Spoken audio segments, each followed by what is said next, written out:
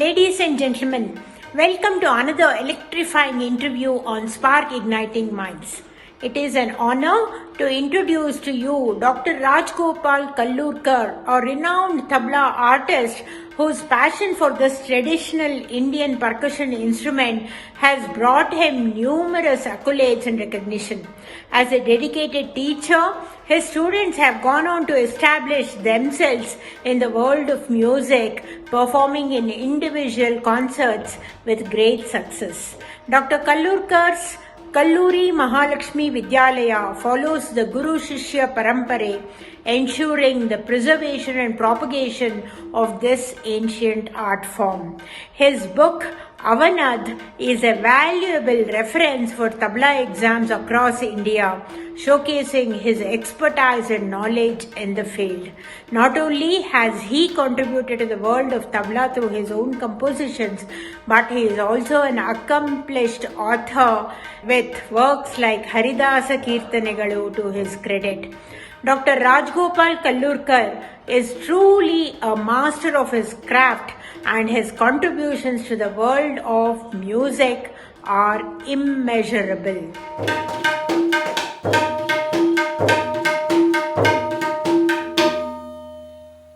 ಈ ದಿನ ನಮ್ಮೊಂದಿಗೆ ಡಾಕ್ಟರ್ ರಾಜ್ಗೋಪಾಲ್ ಕಲ್ಲೂರ್ಕರ್ ಅವರು ಇದ್ದಾರೆ. ನಮಸ್ಕಾರ ಗುರುಗಳೇ. ಈ ದಿನ ನಮ್ಮ ಸ್ಪಾರ್ಕ್ ಇಗ್ನೈಟಿಂಗ್ ಮೈಂಡ್ಸ್ಗೆ ನೀವು ಬಂದಿರುವುದು ನಮಗೆ ಅತ್ಯಂತ ಹರ್ಷ ಹಾಗೂ ಸಂತೋಷ ಆಗಿದೆ. ಸೊ ನಿಮ್ಮಂಥ ಒಂದು ಪ್ರಬುದ್ಧ ಕಲಾವಿದರು ತಬಲಾದಲ್ಲಿ ಇಷ್ಟೊಂದು ಪ್ರಭುತ್ವ ಪಡೆದು ಇಲ್ಲಿಗೆ ಬಂದಿರೋದು ನಮಗೆ ತುಂಬಾ ಖುಷಿ ತಂದಿದೆ. ಸೊ ಮೊದಲಿಗೆ ನಾನು ನಿಮ್ಮನ್ನು ಈ ಸಂಗೀತ ಅಂತ ಹೇಳಿದ್ರೆ ಈ ಮೂರು ವಾದನ ಮತ್ತು ಗಾಯನ, ವಾದನ ಹಾಗೂ ನೃತ್ಯ ಇವು ಮೂರರ ಒಂದು ಸಮ್ಮೇಳನ ಅಥವಾ ಅದಕ್ಕೆ ಸಂಗೀತ ಅಂತ ಕರೆಯೋದು. ಈ ತಬಲಾ ವಾದನ ನೀವು ಯಾತಕ್ಕಾಗಿ ನೀವು ಅದನ್ನ ಚೂಸ್ ಮಾಡಿದ್ರಿ? ಅಥವಾ ನೀವು ಹುಟ್ಟಿದ ಊರು ಕಲ್ಲೂರು ಅಂತ. ಆ ಕಲ್ಲೂರಿನಲ್ಲಿ ನೀವು ಸುಮಾರು ನಿಮ್ಮ ಯಾರೋ ಫೋರ್ ಫಾದರ್ಸ್ ಇಂದ ಲಕ್ಷ್ಮೀ ದೇವಸ್ಥಾನ ಸ್ಥಾಪನೆ ಆಯಿತು ಅಂತಾನು ಕೇಳ್ಪಟ್ಟೆ. ಅಲ್ಲಿಂದ ನೀವು ಶಿಕ್ಷಣ ಮುಗಿಸ್ಕೊಂಡು ಧಾರವಾಡ ಕಡೆಗೆ ಬಂದಿದ್ದೀರಾ.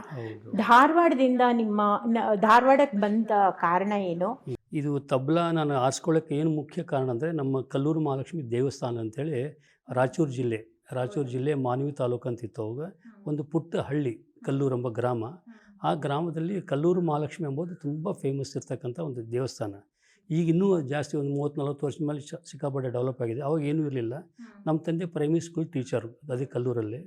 ಸೊ ನಾವೆಲ್ಲ education up to 1 to 7th ನಾವು ಅಲ್ಲೇ ಆಗಿದ್ದು. ಅವಾಗ ಏನಾಯಿತು ಅಂದರೆ, ಅವಾಗೆಲ್ಲ ಶುಕ್ರವಾರ ಭಜನೆ ಮಾಡ್ತಿದ್ರು. ಎಲ್ಲ ಊರಲ್ಲಿ ಜನ ಜಾಸ್ತಿ ಇರಲಿಲ್ಲ, ಪಬ್ಲಿಕ್ಕು ಜಾಸ್ತಿ ಬರ್ತಾ ಇರಲಿಲ್ಲ. ಸೊ ಅಲ್ಲಿ ಭಜನೆ ಮಾಡಿ ಯಾರಾದರೂ ಹಾಡೋರು ಬಂದ ತಕ್ಷಣ ಅಲ್ಲಿ ದಮ್ಮಡಿ ಅಂತ ಒಂದು ಬರ್ತಿತ್ತು, ಚಿಕ್ಕ. ಈಗ ನಮ್ಮ ಕರ್ನಾಟಕದಲ್ಲಿ ಖಂಜೂರಿ ಅಂತ ಏನು ಯೂಸ್ ಮಾಡ್ತಾರೆ, ಒಂದೇ ಕೈಲಿ ನುಡಿಸೋದು, ಅದು ಇತ್ತು. ಅದನ್ನು ನಾನು ನುಡಿಸ್ತಾ ಇದ್ದೆ. ಯಾರಾದ್ರು ಹಾಡಿದ ತಕ್ಷಣ ನಮಗೂ ಖುಷಿ. ನಾವೇನು ಕಲ್ತಿಲ್ಲ, ಅದ್ರ ABCD ಗಂಧ ಗಾಳಿ ಗೊತ್ತಿಲ್ಲ, ಹಾಡಬೇಕು, ಅವ್ರು ನಾನು ನುಡಿಸ್ಬೇಕು, ಅಷ್ಟೇ ಇತ್ತು. ದಮ್ಮಡಿ ಅಂದರೆ ಖಂಜರ ಅಂತಾರೆ, ಸೇಮ್ ದಮ್ಮಡಿ. ಅದು ನಾವು ನಮ್ಮ ಕಡೆ ಉತ್ತರ ಕನ್ನಡದ ದಮ್ಮಡಿ ಅಂತ ಕರಿತೀವಿ. ಅದು ಉಡ್ಡದ ರೌಂಡ್ ಸರ್ಕಲ್ ಇರ್ತದೆ. ಅದಕ್ಕೆ ಒಂದು ಉಡದ ಚರ್ಮ ಅಥವಾ ಬೇರೆ ಯಾವುದೋ ಪ್ರಾಣಿ ಚರ್ಮದ ಹಾಕಿಬಿಟ್ಟು ಅದು ನುಡಿಸುವಂಥ, ಒಂದೇ ಕೈಲಿ ನುಡಿಸೋದು ಅದಿತ್ತು. ಅದು ಹಳ್ಳಿ ಒಳಗೆ ಅಷ್ಟು ಬಿಟ್ಟು ಬೇರೆ ಏನು ಸಿಗ್ತಾ ಇರಲಿಲ್ಲ. ನಾವು ತಬಲ ನೋಡೇ ಇರಲಿಲ್ಲ ಆ್ಯಕ್ಚುಲಿ. ಆ ಒಂದು ಪರಿಸ್ಥಿತಿ ಇತ್ತು. ಹೀಗೆ ಇರಬೇಕಾದ್ರೆ ನಮ್ಮಪ್ಪಗೆ ಇತ್ತು, ಏನು ಲಯ ಜ್ಞಾನ ಜಾಸ್ತಿ ಇದೆ ಇವನಿಗೆ. ಯಾರು ಬಂದರೂ ಹಾಡಿಗೆ ಏನಿಲ್ಲ ಒಂದು ಬಕೆಟು, ಹಳೆಯ ಪ್ಲಾಸ್ಟಿಕ್ ಬಕೆಟಿನ ಡಬ್ಬ ಹಾಕೊಂಡು ನುಡಿಸೋದು, ಡಬ್ಬಿ ಸಿಕ್ಕರೆ ಡಬ್ಬಿ ನುಡಿಸೋದು, ಏನು ಸಿಗುತ್ತೆ ಅದು ನುಡಿಸೋದು. ಒಟ್ಟು ಅದು ತಬಲ ಇರಬೇಕಂತ ಭಗವಂತನ ಅನುಗ್ರಹದಿಂದ ಅದು ಬಂದುಬಿಟ್ಟಿತ್ತು. ಆಮೇಲೆ ಒಂದು ಫೈನ್ ಡೇ ಏನಾಯಿತು ಅಂದರೆ, ಅಲ್ಲಿ ಪಂಡಿತ್ ಭೀಮಸೇನ್ ಜೋಶಿ ಅವರ ಡೈರೆಕ್ಟ್ ಶಿಷ್ಯ ಪಂಡಿತ್ ಮಾಧವ್ ಗುಡಿಯವರು ಅಂಥೇಳಿ, ಅವರು ಮಾನ್ವಿಯಲ್ಲಿ ಒಂದು ಸಂಗೀತ ಕಚೇರಿ ಕೊಳ್ಳಕ್ಕೆ ಬಂದರು. ಅಲ್ಲಿ ಮಾನ್ವಿ ಬಂದ ತಕ್ಷಣ ಹೇಳಿದ್ರು, ಇಲ್ಲಿ ಕಲ್ಲೂರು ಮಹಾಲಕ್ಷ್ಮಿ ಅಂತ ತುಂಬ ಒಳ್ಳೆಯ ದೇವಸ್ಥಾನ ಇದೆ, ಅಲ್ಲಿ ಬಂದು ವಿಸಿಟ್ ಮಾಡಿ. ಅವಾಗಷ್ಟೊತ್ತಲ್ಲಿ ಹೆಸರಾಗಿತ್ತು ಮಾಧವ್ ಗುಡಿ, ಭೀಮಸೇನ್ ಜೋಶಿ ಅವರು ಹೆಸರಿದ್ದೇ ಇತ್ತು. ಅವು ಬಂದ ತಕ್ಷಣ ದೇವಸ್ಥಾನ ಬಂದ್ಕೊಳ್ಳಿ, ನಾನು ಒಂದು ಹಾಡ್ತೀನಿ. ನಮ್ಮ ತಂದೆ ಅಂದರು, ಇವನು ದಮ್ಮಡಿ ನುಡಿಸ್ತಾನೆ, ಇವನು ಹಾಡ್ರಿ. ಅವ್ರು ಹಾಡಿದ್ರು, ನಾನು ನುಡಿಸ್ಬಿಟ್ಟೆ. ಅವರೊಂದು ಇಷ್ಟು ಚೆನ್ನಾಗಿದೆ ಅಲ್ಲೋ ನಿಂದು ಲಯಜ್ಞಾನ ಎಷ್ಟು ಚೆನ್ನಾಗಿದೆ, ಮತ್ತು ನೀವು ತಬಲ ಯಾಕೆ ಕಲಿಬಾರ್ದು? ನಾನು ನಮ್ಮ ಹಳ್ಳಿ ಊರಾಗ ಯಾರು ತಬಲ ಕಲಿಸ್ತಾರೆ, ನೀವು ಇನ್ನೂ ಇಲ್ಲ. ಹಿಂಗೆ ತಲೆ ಒಳಗೆ ಅವ್ರು ನಮಗೆ ಬಿತ್ತಿದ್ದು ಮಾಧವ್ ಗುಡಿಯವರು ಫಸ್ಟು. ಆಮೇಲೆ ನಮ್ಮ ತಾಯಿ ಅಂದರು ಇದು ಎಜುಕೇಷನ್ನು ನಮ್ಮ ರಾಯಚೂರು ಡಿಸ್ಟಿಕ್ ಅಂದರೆ ಎಜುಕೇಷನ್ ತುಂಬ ಹಿಂದುಳಿದಂಥ ಪ್ರದೇಶ. ಆಗಿನ ಕಾಲದಲ್ಲಿ 1970 ಒಳಗೆ ಧಾರವಾಡ ಫೇಮಸ್ ಇತ್ತು ಎಜುಕೇಷನ್ದಲ್ಲಿ. ಪ್ರತಿಯೊಂದು SLC ರ್ಯಾಂಕ್ ಅಲ್ಲ, ಧಾರವಾಡದಲ್ಲೇ ಒಂದು 5-6 ರ್ಯಾಂಕ್ ಅಲ್ಲೇ ಬರ್ತಾಯಿತ್ತು. ನಮ್ಮ ತಾಯಿ ತಲೆಯೊಳಗೆ ಏನಂದರೆ ಮಕ್ಕಳನ್ನ ಅಲ್ಲಿ ಕಳಿಸ್ಬೇಕು, ಅಂದರೆ ಎಜುಕೇಷನ್ ವಿತ್ ಮ್ಯೂಸಿಕ್ ಎರಡೂ ಆಗುತ್ತೆ ಅಂಥೇಳಿ ನಮ್ಮ ತಾಯಿ ಅವರು ಮೂಲತಃ ಅಂದರೆ ಚಿಕ್ಲಿಪುರಿ ಅಂತ ವಿಜಯದಾಸರು ಊರವರು. ಅವ್ರ ತವ್ರ ಮನೆ, ನಮ್ಮ ತಾಯಿ ತವ್ರ ಮನೆ ವಿಜಯದಾಸರು ಹುಟ್ಟಿದ್ದು ಸ್ಥಳ. ಅವರು ದಾಸ ಸಾಹಿತ್ಯ ಸಂಗೀತ ಒಲವೆಲ್ಲ ಇಲ್ಲಿ ಇತ್ತು. ನಿಮ್ಮ ಅಮ್ಮಂಗೂ ಸಂಗೀತ ಇಲ್ಲ, ಸಂಗೀತ ಇರಲಿಲ್ಲ, ಜ್ಞಾನ ಇತ್ತು ಅಷ್ಟೇ. ಒಂದೇನೋ ಕಲಿಸ್ಬೇಕೆಂಬ ಜ್ಞಾನ ಇತ್ತು, ಈ ಮಕ್ಕಳು ಏನಾದ್ರು ಮುಂದೆ ತರಬೇಕೆಂಬೋದಿತ್ತು. ಸೊ ನಮ್ಮ ತಂದೆಗೆ ಹೇಳಿಬಿಟ್ಟು ನಮ್ಮನ್ನೆಲ್ಲ ಶಿಫ್ಟ್ ಮಾಡಿಕೊಂಡು 1977 ಅವಾಗ ನಾವು ಕಲ್ಲೂರು ಬಿಟ್ಟು ಧಾರವಾಡಕ್ಕೆ ಹೋದೆ. ಅವಾಗ ನಿಮ್ಗೆ ಎಷ್ಟು ವರ್ಷ ಸರ್? ನಾನು ಅವಾಗೊಂದು ಅದು 7ನೇ ಕ್ಲಾಸ್ ಮುಗಿದು 8ನೇ ಕ್ಲಾಸ್ 7ನೇ ಕ್ಲಾಸ್ ತನಕ ಮಾತ್ರ 7ನೇ ಕ್ಲಾಸ್ ತನಕ ಕಲ್ಲೂರಲ್ಲಿ ಓದಿದ್ದು. ಆಮೇಲೆ ನಾವು ಧಾರವಾಡಲ್ಲೇ ಹೈಸ್ಕೂಲ್ಗೆ ನಾವು ಧಾರವಾಡಕ್ಕೆ ಬಂದ್ವಿ. ಅಲ್ಲಿ ಬಂದ ತಕ್ಷಣ ಮತ್ತು ಮಾಧವಗೌಡರನ್ನ ಮೀಟ್ ಮಾಡಿದ್ವಿ. ಅದೆಲ್ಲ ಪ್ರೊಸೆಸ್ ಎಲ್ಲ ಆಯಿತು. ಅವರಂದು ಗುರುಗಳು ಹುಡ್ಕೋದು ಬೇಕಲ್ಲ, ತಬಲಾ ಗೊತ್ತಿಲ್ಲ, ತಬಲಾದ ABCD ಗೊತ್ತಿಲ್ಲ, ತಬಲಾ ಕಲಿಸ್ಬೇಕು. ಅವಾಗ ಮಾಧವಗೌಡ ಅಂತ ಇಲ್ಲ ನಮ್ಮ ಮನೆ ಇದೇ ಏರಿಯಾದಲ್ಲಿ ಹೊಸ ಯಲ್ಲಾಪುರ ಅಂತ ಏರಿಯಾ ಇದೆ, ಅಲ್ಲಿ ಪಂಡಿತ್ ಗಿರೀಶ್ ಅವಟೆ ಅಂಥೇಳಿ ದೊಡ್ಡ ಲೆಜೆಂಡ್ರಿ ತಬಲಾ ಆರ್ಟಿಸ್ಟ್ ಇದ್ದಾರೆ. ಅವರು ಕರ್ನಾಟಕ ಮ್ಯೂಸಿಕ್ ಕಾಲೇಜಲ್ಲಿ ಪ್ರೊಫೆಸರ್ ಆಗಿದ್ದರು. ಅವ್ರ ಹತ್ರ ಕಲಿಪ ಅಂದ್ಕೊಳ್ಳೆ ನಮ್ಮ ಮಾಧವಗೌಡಿಯವರು ಅಲ್ಲಿ ಹೋಗ್ತೀವಿ ಅಂತ ನಮ್ಮ ತಾಯಿ ಹೋಗಿ ಅಪ್ರೋಚ್ ಮಾಡಿದ್ರು. ಅವರು ಕಲಿಸಲ್ಲ ಅಂದ್ಬಿಟ್ರು. ಎಲ್ಲ ಈಗೆಲ್ಲ ಹುಡುಗರಿಗೆಲ್ಲ ಕಲ್ಸೋಕ್ಕಾಗಲ್ಲ, ಅವರೆಲ್ಲ ಆಲ್ರೆಡಿ ಒಂದು ಲೆವೆಲ್ಗೆ ಬಂದು ಇದ್ದವರು. ಈಗೆಲ್ಲ ಇವರೆಲ್ಲ ಹುಡುಗರು ಇದ್ದಿಲ್ಲ, ಆ ಲೆಕ್ಚರ್ ಅವರು ಎಲ್ಲ ಪುಸ್ತಕ ಬರೆದಿದ್ದು ಸಿಲೆಬಸ್ ಎಲ್ಲ ಮಾಡಿ ಆ ಲೆವೆಲ್ ಇದ್ದವರು ಕಲಿಸಲ್ಲ ಅಂತ. ಇಲ್ಲ ಪ್ರೊಫೆಸರ್ ಆಗಿ ರಿಟೈರ್ಡ್ ಮಾಡಿದ್ರು. ಆಮೇಲೆ ಅವ್ರು ಹೇಳಿದ್ರು ಆಗಲ್ಲ ಅಂತ. 2-3 ಸಲ ಅಪ್ರೋಚ್ ಆದಂಗೆಲ್ಲ ನಮ್ಮ ತಾಯಿ ಯಾವುದು ನಾನು ಹೋಗಿ ಕೇಳ್ತಿದ್ದೆ, ಅವರೆಲ್ಲ ರಿಫ್ಯೂಸ್ ಮಾಡ್ತಾನಿದ್ರು, ಆಗಲ್ಲ ಕಲ್ಸೋಕ್ಕಾಗಲ್ಲ, ಏನು ಮಾಡೋದು. ಆಮೇಲೆ ಪದ್ಮಭೂಷಣ ಪಂಡಿತ್ ಬಸವರಾಜ ರಾಜಗುರು, ಈ ಸಂಗೀತ ಕಟ್ಟಿಯವರು ಗುರುಗಳಿದ್ದಾರೆ, ಅವ್ರನ್ನ ಹೋಗಿ ನಮ್ಮ ತಂದೆ ಅಪ್ರೋಚ್ ಮಾಡಿದ್ರಲ್ಲ, ನಮ್ಮ ಮಗನಿಗೆ ತಬಲಾ ಕಲಿಸ್ಬೇಕಂತ ಭಾಳ ಅದ, ಏನು ಮಾಡಬೇಕು. ನಾನು ಹಾರ್ಮೋನಿಯಂ ನುಡಿಸ್ತೇನೋ, ನುಡಿಸು ಏನಾರು, ನನಗೇನು ABCD ಗೊತ್ತಿಲ್ಲ, ತಬಲಾ ಡಗ್ಗ ಗೊತ್ತೇ ಇಲ್ಲ, ಏನೂ ಗೊತ್ತಿಲ್ಲ, ಹೆಂಗೆ ನುಡಿಸ್ಲಿ, ಏನಾರು ನುಡಿಸಿ ನೋಡೋಣ, ನಿಂಗೆ ಲಯ ಜ್ಞಾನ ನೋಡ್ಬೇಕಾದ್ರೆ ನೋಡಿದ್ರೆ ಅವರು ಖುಷಿ ಅದು. ಈ ಲಯ ಜ್ಞಾನ ಚೆನ್ನಾಗಿದೆ ಹುಡುಗನಿಗೆ, ಯಾಕೆ ಚೆನ್ನಾಗಿ ಒಳ್ಳೆ ಕಲಿಸ್ತೀನಿ. ಅವಾಗ ಅವ್ರು 3 ಆಪ್ಷನ್ಸ್ ಕೊಟ್ಟರು. ಇಲ್ಲಿ 3 ಜನ ಇದ್ದಾರೆ ಧಾರವಾಡದಲ್ಲೇ. ಒಂದು ಪಂಡಿತ್ ಶೇಷಗಿರಿ ಹಾನಗಲ್ ಅವರು, ಆಮೇಲೆ ಪಂಡಿತ್ ಬಸವರಾಜ್ ಬೆಂಡಿಗೇರಿ ಅಂಥೇಳಿ, ಇನ್ನೊಬ್ಬರು ಪಂಡಿತ್ ಗಿರೀಶ್ ಅವಟೆ. 3 ಜನ ಇದ್ದಾರಪ್ಪ, ಇದರಲ್ಲಿ ಯಾವ್ದು ಬೇಕೋ ನೀನು ಆರಿಸ್ಕೋಬೋದು, ನೀನು ಹೋಗು, ನಾನು ಹೇಳ್ತೀನಿ, ಬೇಕಾದ್ರೆ ರೆಕಮೆಂಡ್ ಮಾಡ್ತೀನಿ. ಇಲ್ಲ ಇದಕ್ಕೆ ಪಂಡಿತ್ ಗಿರೀಶ್ ಅವಟೆ ಹತ್ರ 2-3 ಸಲ ಅಪ್ರೋಚ್ ಆಗಿ ಅವ್ರು ಹೇಳಲ್ಲ ಅಂತಂದಾರೆ. ಇಲ್ಲ ನಿಂಗೆ ನಿಜವಾಗಿ ಶಾಸ್ತ್ರೋಕ್ತವಾಗಿ ನಿನಗೆ ಏನಾದ್ರು ವಿದ್ಯೆ ಸಿಗ್ಬೇಕಂತಂದರೆ ಅವ್ರ ಹತ್ರ ಸಿಗ್ತದೆ, ಅವ್ರ ಹತ್ರನೇ ಹೋಗು, ಬಿಡಬೇಡ. ಮತ್ತು ಅವರು ಅದನ್ನೇ ಅವ್ರು ಹೇಳಿದರು. ಆಮೇಲೆ ನಾಗೇನು ಮಾಡಿದೆ, ಬೇಡ ಅಂಥೇಳಿ ಮತ್ತು ಮಾಧವಗೌಡಿಯವರಿಗೆ ಅಪ್ರೋಚ್ ಆದೆ. ಇಲ್ಲ ನಾವು ಮಾದೋಣ ಅಂತೇಳಿ ಅವ್ರಿಗೆ ಮಾಧವಗೌಡಿಯವ್ರಿಗೆ ಹೇಳ್ತಿದ್ದೆ. ಅವರಂದರು ಇಲ್ಲ, ನಾನು ಒಂದು ಲೆಟ್ರ್ ಕೊಡ್ತೀನಿ, ಆ ಲೆಟ್ರ್ ತೊಗೊಂಡು ಹೋಗು, ದೇವ್ರ ಇಚ್ಛೆ ಹೇಗಾಗುತ್ತೆ ನೋಡೋಣ. ಆ ಲೆಟ್ರ್ ನೋಡಿದ ತಕ್ಷಣ ಅವ್ರಿಗೆ ಮಾಧವಗೌಡಿಯವ್ರಿಗೆ ಭಾಳ ಕ್ಲೋಸು ನಮಗೂ.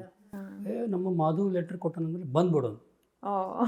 1 ಡೇ ದೇವರ ಅನುಗ್ರಹದಿಂದ ಗುರುಗಳು ನನ್ನ ಸ್ವೀಕಾರ ಮಾಡಿದ್ರು. ಇದು ಇನ್ಮೇಲೆ ಸ್ವೀಕಾರ ಮಾಡಿದ್ವಿ. ದೊಡ್ಡದೊಂದು ಇಶ್ಯೂ ಆಗಿಬಿಟ್ಟಿತ್ತು ಅದು ಆಯ್ತು ಅಂದ್ರೆ ಅದೇ ನನಗೆ ಒಂದು ದೊಡ್ಡ ಭಾಗ್ಯ ಅಂಥೇಳಿ. 79 ಆ ಟೈಮಲ್ಲಿ 78-79 ನಮ್ಮ ಗುರುಗಳಾಗಿ ಅವ್ರಿಗೆ ಸಿಕ್ಕರು. ಅಲ್ಲಿಂದ 85ವರೆಗೆ ಅವ್ರ ಹತ್ರನ ಅಭ್ಯಾಸ ಮಾಡಿದ್ದು ನಾನು. ಅಲ್ಲೇ ನೀವು ನಿಮ್ಮ ಕಾಲೇಜ್ ಮುಗಿಸ್ಕೊಂಡು ಹಾಗೆ ನಿಮಗೆ 2 ಸಂಸ್ಕೃತ MA ಅಲ್ಲೇ ಮಾಡಿದ್ರಿ ಅನ್ಸುತ್ತೆ. ಕರ್ನಾಟಕ ಯೂನಿವರ್ಸಿಟಿಯಲ್ಲಿ ಸಂಸ್ಕೃತ MA ಮಾಡಿದ್ವಿ. ಆಮೇಲೆ ಸಂಗೀತ ರತ್ನ ಅಂತ ಕೋರ್ಸ್ ಇತ್ತಂದು. ಪಂಡಿತ್ ಮಲ್ಲಿಕಾರ್ಜುನ್ ಮನ್ಸೂರ್ ಅವರು ಒಂದು ಸ್ಥಾಪನೆ ಮಾಡಿರ್ತಕ್ಕಂಥ ಒಂದು ಮ್ಯೂಸಿಕ್ ಕಾಲೇಜ್ ಇತ್ತು ಅವಾಗೆ, ಆ ಟೈಮಲ್ಲಿ ಕರ್ನಾಟಕ ಯೂನಿವರ್ಸಿಟಿಯಲ್ಲಿ. ಅಲ್ಲಿ ಡಿಪ್ಲೊಮಾ ಕೋರ್ಸ್ ಅಂತ ಒಂದು ಮಾಡಿದರು, ಹೊಸದಾಗಿ ಒಂದು ಮಾಡಿದರು. ಅಲ್ಲಿ ಏನಾಗಿತ್ತು ಅಂದರೆ 6 ವರ್ಷದ ಒಂದು ಸಂಗೀತ ರತ್ನ ಕೋರ್ಸ್ ಇದೆ, ಅದನ್ನು ಮಾಡೋದು.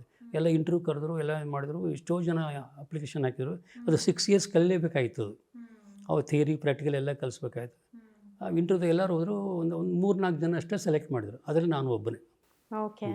ಆವಾಗ ನಿಮಗೆ ಆ ಸಂಗೀತ ರತ್ನ ಅವಾರ್ಡ್ ಬಂತ? 6 ವರ್ಷದ್ದು ನಾನು ಪೂರ್ತಿ ಕಲಿತು ನಾನೊಬ್ಬನೇ ಶಿಷ್ಯ. ಯಾರು ನಾನೇ ಪಾಸ್ಔಟ್ ಆಗೋದು ಒಬ್ಬನೇ ಅಲ್ಲಿ. ಅದರಿಂದ ಸಂಗೀತ ರತ್ನ ಹಿಂಗೆ ಸಂಗೀತ ರತ್ನ ಕೋರ್ಸ್ ನಾನು ಮಾಡಿದ್ದು ನನಗೆ ಆಗೋದು. ಆ ಕೋರ್ಸ್ ಸ್ಟಾರ್ಟ್ ಆದಮೇಲೆ ನಾನೇ ಒಬ್ಬನೇ ತಬಲದಲ್ಲಾಗಿದ್ದು. ಹಾಗೇನೆ ನೀವು ಕರ್ನಾಟಕ ಸರ್ಕಾರದಿಂದ ವಿದ್ವತ್ ಫಸ್ಟ್ ರ್ಯಾಂಕ್ ತಗೊಂಡು ಗೋಲ್ಡ್ ಮೆಡಲ್ ತಗೊಂಡಿದ್ದೀರಾ ಗುರುಗಳ ಅನುಗ್ರಹದಿಂದ. ಹಾಗೆ ನಿಮ್ಮ ಪಯಣ ಮತ್ತೆ ಧಾರವಾಡದಿಂದ ಬೆಂಗಳೂರಿಗೆ ಹೇಗಾಯ್ತು? ಆಮೇಲೆ ಧಾರವಾಡದಿಂದ ನಮ್ದೇನಾಯ್ತು ಧಾರವಾಡದಲ್ಲಿ ನೀವು ಅವ್ರು ಸ್ಥಾಪನೆ ಮಾಡಿದ್ದ, ನೀವು ಸ್ಥಾಪನೆ ಮಾಡಿದ್ದ ಕಲ್ಲೂರ್ಕರ್ ಕಲ್ಲೂರು ಮಹಾಲಕ್ಷ್ಮಿ ತಬಲಾ ವಿದ್ಯಾಲಯ ನಾನು ಮಾಡಿದ್ದೆ. ಮಹಾಲಕ್ಷ್ಮಿ? ಅದೇನು ಅಂತಂದರೆ ನಮ್ಮ ಗುರುಗಳು ಅಕಾಲಿಕವಾಗಿ ಮರಣ ಹೊಂದರು. ಅವರು 1986 ಡಿಸೆಂಬರ್ 31 ಅವರು ತೀರ್ಕೊಂಡ್ಬಿಟ್ರು. ಇನ್ನೂ ಅವ್ರ ಸರ್ವಿಸ್ ಇತ್ತು. ತೀರ್ಕೊಂಡ್ಮೇಲೆ ನನಗೆ ಒಂದು ಏನು ಛಲ ಇತ್ತು. ಅವರು ಚಿಕ್ಕವ್ರ ಎಷ್ಟು ಏಜ್ ಆಗಿದ್ರು? ಅವರು ಒಂದು 45-42 ಏಜ್ ಅಷ್ಟರಲ್ಲೇ ತಿರ್ಕೊಂಡ್ಬಿಟ್ರು. ಓಕೆ. ಆಮೇಲೆ ಅವರು ನನ್ನ ಮಗ ಅಂತಲೇ ತಿಳ್ಕೊಂಡ್ಬಿಟ್ಟಿದ್ರು. ಅಷ್ಟು ವಿದ್ಯೆ ಎಲ್ಲ ಧಾರೆ ಎರೆದು ಕೊಟ್ಬಿಟ್ಟಿದ್ರು. ಅವ್ರ ಮನೆಗೆ ಅವ್ರ ಮಗನ ಥರ ನಾನು ಟ್ರೀಟ್ ಮಾಡಿ, ಬರೀ ಸ್ಟೂಡೆಂಟ್ ಅಲ್ಲ, ಅವ್ರು ನನ್ನ ಫೀಸ್ ಇಸ್ಕೊತಿದ್ದಿಲ್ಲ.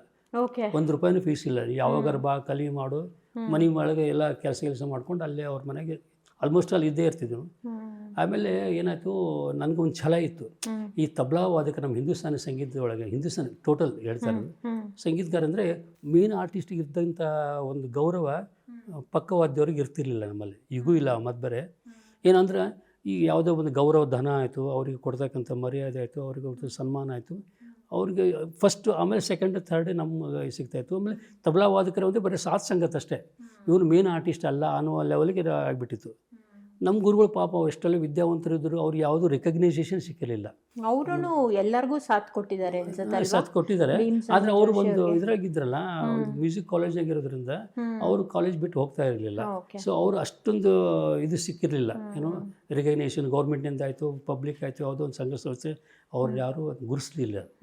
ಅವು ನಂಗೊಂದು ಛಲ ಬಂತು, ಈ ತಬಲಾ ವಾದಕರಿಗೆ ನಾವು ಸನ್ಮಾನ ಮಾಡಬೇಕು, ತಬಲಾ ವಾದಕರನ್ನೇ ಇಟ್ಕೊಂಡೆ ಒಂದು ತಬಲಾ ವಿದ್ಯಾಲಯ ಓಪನ್ ಮಾಡಬೇಕು ಅಂತೇಳಿ ಸಲಹೆ ಬಂತು. ನಾವು ನಮ್ಮ ಮನೆ ಫ್ಯಾಮಿಲಿ ಒಳಗೆ ಕೂತ್ಕೊಂಡೆಲ್ಲ ಡಿಸ್ಕಸ್ ಮಾಡಿದಾಗ, ನಮ್ದು ಹೆಂಗೂ ಕಲ್ಲೂರು ಮಹಾಲಕ್ಷ್ಮಿ ಮಂತಂದವರು ಕಲ್ಲೂರು ಮಹಾಲಕ್ಷ್ಮಿ ಹೆಸರಲ್ಲೇ ಒಂದು ವಿದ್ಯಾಲಯ ಓಪನ್ ಮಾಡೋಣ ಅಂತೇಳಿ 1985 ರಿಜಿಸ್ಟ್ರೇಷನ್ ಮಾಡಿ ಸ್ಟಾರ್ಟ್ ಮಾಡಿದ್ದು. ಬಹಳ ಸಂತೋಷ.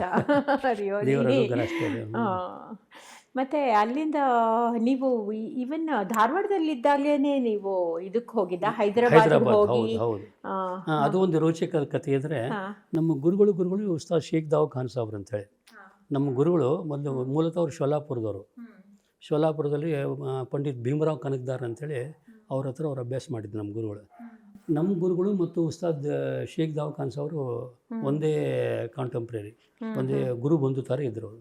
ಹಿಂಗೆ ಅವರು ಕೂಡ ಅವ್ರ ಹತ್ರ ಅಭ್ಯಾಸ ಮಾಡಿದ್ರು ನಮ್ಮ ಗುರುಗಳು, ಗಿರೀಶ್ ಔಟ್. ಆಮೇಲೆ ಧಾರವಾಡ ಸೆಟ್ಲ್ ಆದರು. ನನ್ನ ತಲೆಯೊಳಗೆ ನಾವು ನಮ್ಮ ಗುರುಗಳು ಯಾವಾಗಲೂ ಹಿಂಗೆ ವಾಕ್ ಮಾಡ್ಕೊತ ಹೋದಾಗ, ಇಲ್ಲ ನಮ್ಮ ಮಾರ್ಕೆಟ್ ಹೋಗಿ ನಮ್ಮ ಗುರು ಸೇವಾ, ಫೀಸ್ ಕೊಡೋಗಿಲ್ಲ, ಏನಿಲ್ಲ, ಬಾರೋ ಹೋಗೋಣ ನಡಿ ಅಂತ ನಾವು ಸ್ಟಡಿ ಮಾಡ್ಕೊತ ಕೂತಿರ್ಬೇಕು. 10th ಸ್ಟ್ಯಾಂಡರ್ಡ್ PUC ಅಂದರೆ ಏನು ಓದ್ತೀವಿ ಬಾ, ಅವರಿಂದ ಹೋಗ್ಬಿಡೋದು ಗುರುಗಳಿಂದ. ಹಿಂಗೆ ಹೋಗ್ತಾ ಮಾರ್ಕೆಟ್ ಹೋಗೋದು. ಆಮೇಲೆ ಅಂದ್ರೆ ಇಲ್ಲ, ನಮ್ಮ ಗುರುಗಳು ಬಂದಿದ್ದಾರೆ ಹೈದರಾಬಾದಿಂದ, ಒಂದು ಕಚೇರಿ ಇದೆ, ಕಲಾಭವನ ಅಂತಂದಿದೆ ಅಲ್ಲಿ, ಆಡಿಟೋರಿಯಂ, ಇಲ್ಲಿ ಹಂಗೆ ರವೀಂದ್ರ ಕಲಾಕ್ಷೇತ್ರ ಇದೆ, ಅಲ್ಲಿ ನಮ್ಮ ಗುರುಗಳು ಬಂದಾರ, ಅಲ್ಲಿ ತಬಲಾ ಕೇಳು, ನಮ್ಮ ಗುರುಗಳು ಮಾತಾಡಿಸು, ಭೇಟಾಗೋಣ. ಅವಾಗ ನಮ್ಮ ಗುರುಗಳದ್ದು ತಬಲಾ ಇತ್ತು ಅಲ್ಲಿ. ಅವಾಗ ನನ್ನ ತಲೆಗಿತ್ತು, ಏನಾರು ಕಲ್ತ್ರೆ ಇವ್ರ ಹತ್ರ ಕಲಿಬೇಕು. ಗುರುಗಳು ಹುಡ್ಕೊಂಡು ನಾನು ಹೈದರಾಬಾದ್ ಹೋಗಿ, ಆಮೇಲೆ ಅವರು ಅಷ್ಟು ಜಲ್ದಿ ನನ್ನ ಸ್ವೀಕಾರ ಮಾಡ್ಕೊಂಡು, ಅವ್ರು ಇಂಟರ್ನ್ಯಾಷನಲ್ ಫೇಮಸ್ ಅವರು. ಯಾರು ನಮ್ಮ ಗುರುಗಳು ತಬಲಾ ನವಾಜ್ ಅಂತೇಳಿ,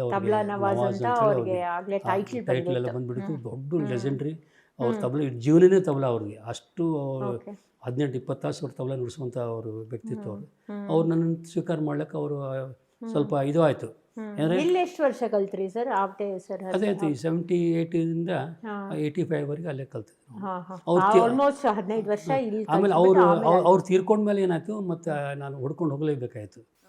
ನಮ್ಮ ಹೈದರಾಬಾದ್ಗೆ ನಾನು ಟ್ರಾವೆಲ್ ಮಾಡ್ತಾಯಿದ್ದೆ, ಧಾರವಾಡದಿಂದ ಹೈದರಾಬಾದ್ ಹೋಗಿ ಅಲ್ಲಿ ಕಲಿತು ಮತ್ತು ಧಾರವಾಡ ಬರೋದು, ಈ ತಬಲಾ ಕ್ಲಾಸ್ ರನ್ ಮಾಡ್ತಾನೆ ಇದ್ದಿದ್ದೆ.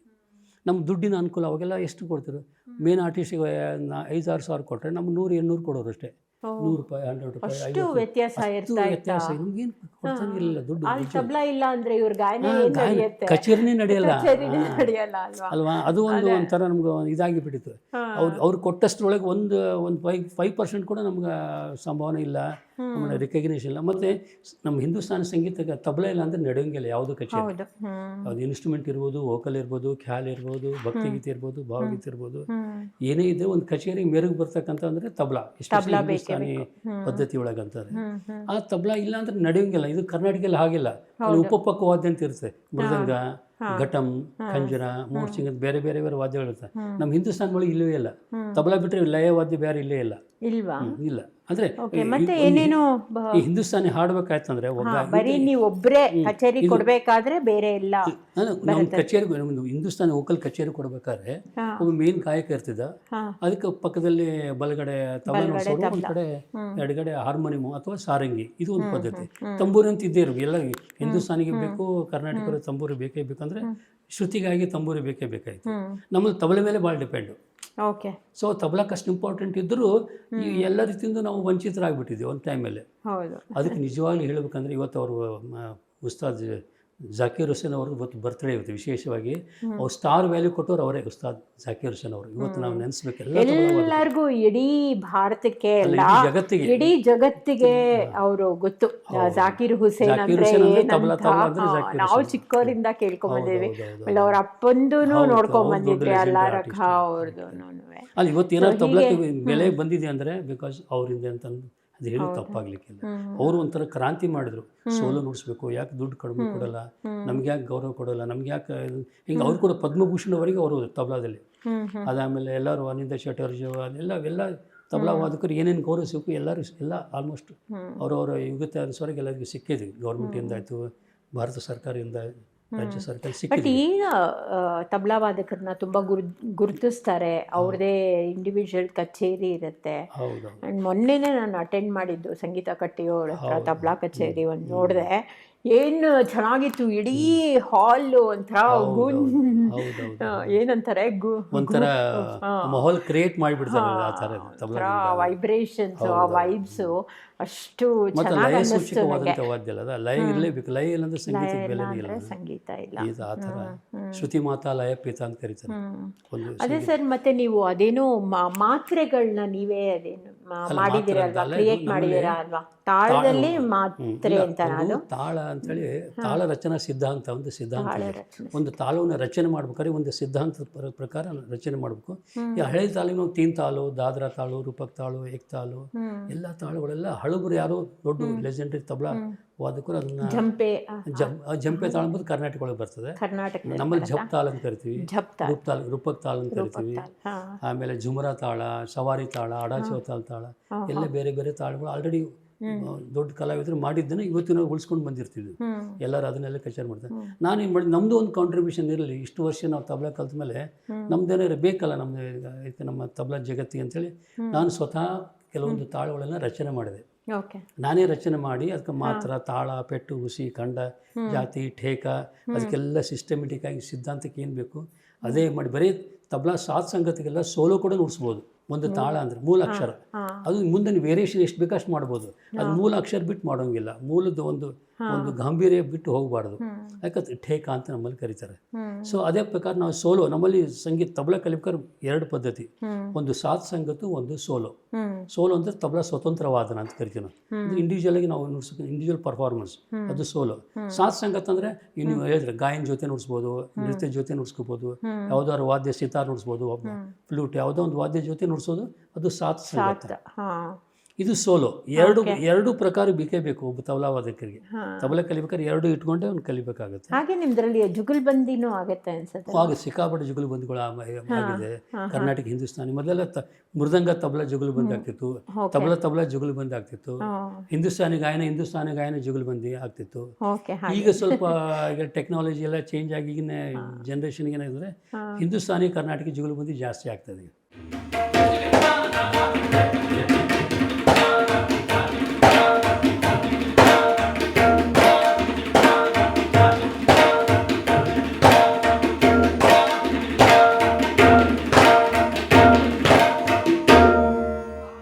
ಹಿಂದೂಸ್ತಾನಿ ಒಳಗೆ ತಬಲಾ, ಕರ್ನಾಟಕ ಒಳಗೆ ಮೃದಂಗ. ಅಂದ್ರೆ ತಬಲಾದಲ್ಲಿ ವಾಯ್ಸ್ ನಮ್ಮ ಮೃದಂಗಕ್ಕನ್ನ ಇದು ಎಷ್ಟು ಜೋರಾಗಿ ಒಂಥರ ಮೆಲೋಡಿ ಜಾಸ್ತಿ ಇರುತ್ತೆ ಅಂತ ನಾನು ನೋಡೋದು. ಆಮೇಲೆ ತಬಲಾ ಮೃದಂಗದಿಂದಲೇ ಅದು ಎವಾಲ್ವ್ ಆಗಿರೋದು. ಇಲ್ಲ, ಅದು ಪಕ್ವಾಜ್ ಅಂತೇಳಿ. ಅದು ಪಕ್ವಾಜ್ ಎಂಬುದು ಹಿಂದೂಸ್ತಾನಿ ವಾದ್ಯದಲ್ಲಿ ಒಂದು ಹೆಸರು. ಅದೇ ಮೃದಂಗ ತರ ಇರುತ್ತೆ, ಆದ್ರೆ ಪಕ್ವಾಜ್ ಇನ್ನು ಸೀಳ್ ಬಿಡ್ತಾರೆ ಡಬಲ್. ಇಲ್ಲ, ಅದು ಒಂದೇನೋ ಕಟ್ಟು ಕಥೆ ಇದೆ, ಯಾವುದು ನಿಜ ಕಥೆ ಇಲ್ಲ. ಅಂತೆಕಂತೆ ಹೇಳ್ಕೊಂಡು ಒಂದು ಕಥೆಯನ್ನ ಸೃಷ್ಟಿ ಮಾಡಿ ತಬಲಾ ಉತ್ಪತ್ತಿ ಆಯ್ತು ಅಂತನೂ ಒಂದು ಕಥೆ ಇದೆ.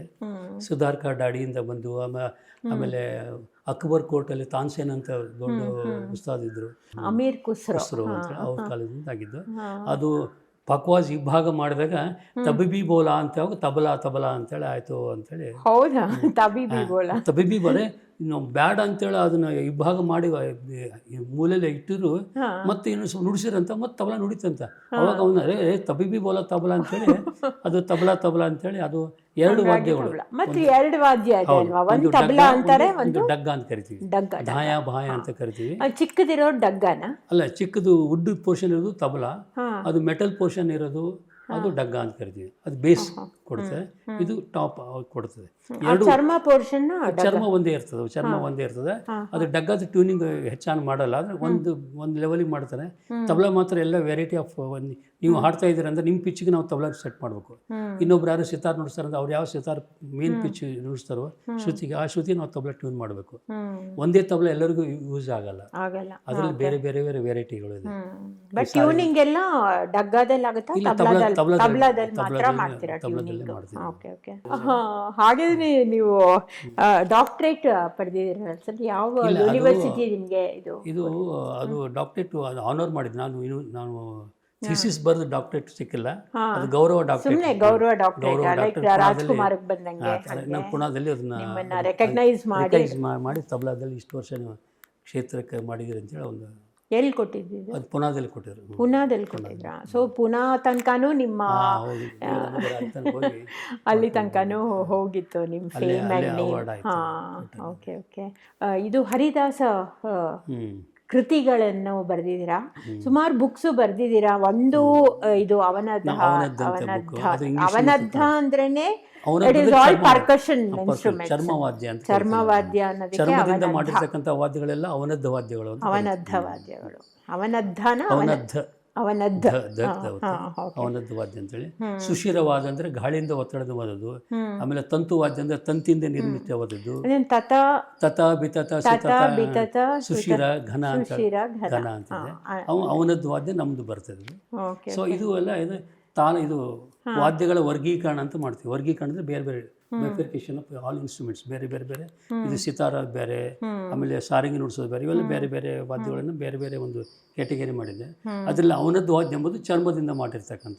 ನಮ್ಮಲ್ಲಿ ಇರೋದು ಒಂದು ಪಕ್ವಾಜು ಬಿಟ್ಟರೆ ತಬಲಾ ಹಿಂದೂಸ್ತಾನಿ ಒಳಗೆ ಬೇರೆ ವಾದ್ಯಗಳು. ಬಟ್ ಎಲ್ಲ ಗಾಯನ ಕಾನ್ಸರ್ಟ್ಗಳಲ್ಲಿ ಒಂದು ಪರ್ಕಷನ್ ಇದ್ದೇ ಇರುತ್ತೆ ಅಲ್ವಾ? ಒಂದು ಅವನದ್ದ ವಾದ್ಯ ಇದ್ದೇ ಇರಬೇಕು, ಇಲ್ಲ ಅಂದ್ರೆ ಅದಕ್ಕೆ ಮೆರಿಗೆ ಬರಲ್ಲ. ಸಂಗೀತ ಕಚೇರಿಗೆ ಒಂದು ಖುಷಿ ಕೊಡೋದು, ಜನರಿಗೂ ಖುಷಿ ಕೊಡೋದು, ನಮಗೂ ಖುಷಿ ಕೊಡೋದು, ಕಲಾವಿದರಿಗೆ ಖುಷಿ ಕೊಡ್ಬೇಕಾದ್ರೆ ವಾದ್ಯ ಅದು ಲಯ ಸೂಚಕವಾದಂಥ ವಾದ್ಯ, ತಾಳ ಸೂಚಕವಾದಂಥ ವಾದ್ಯ.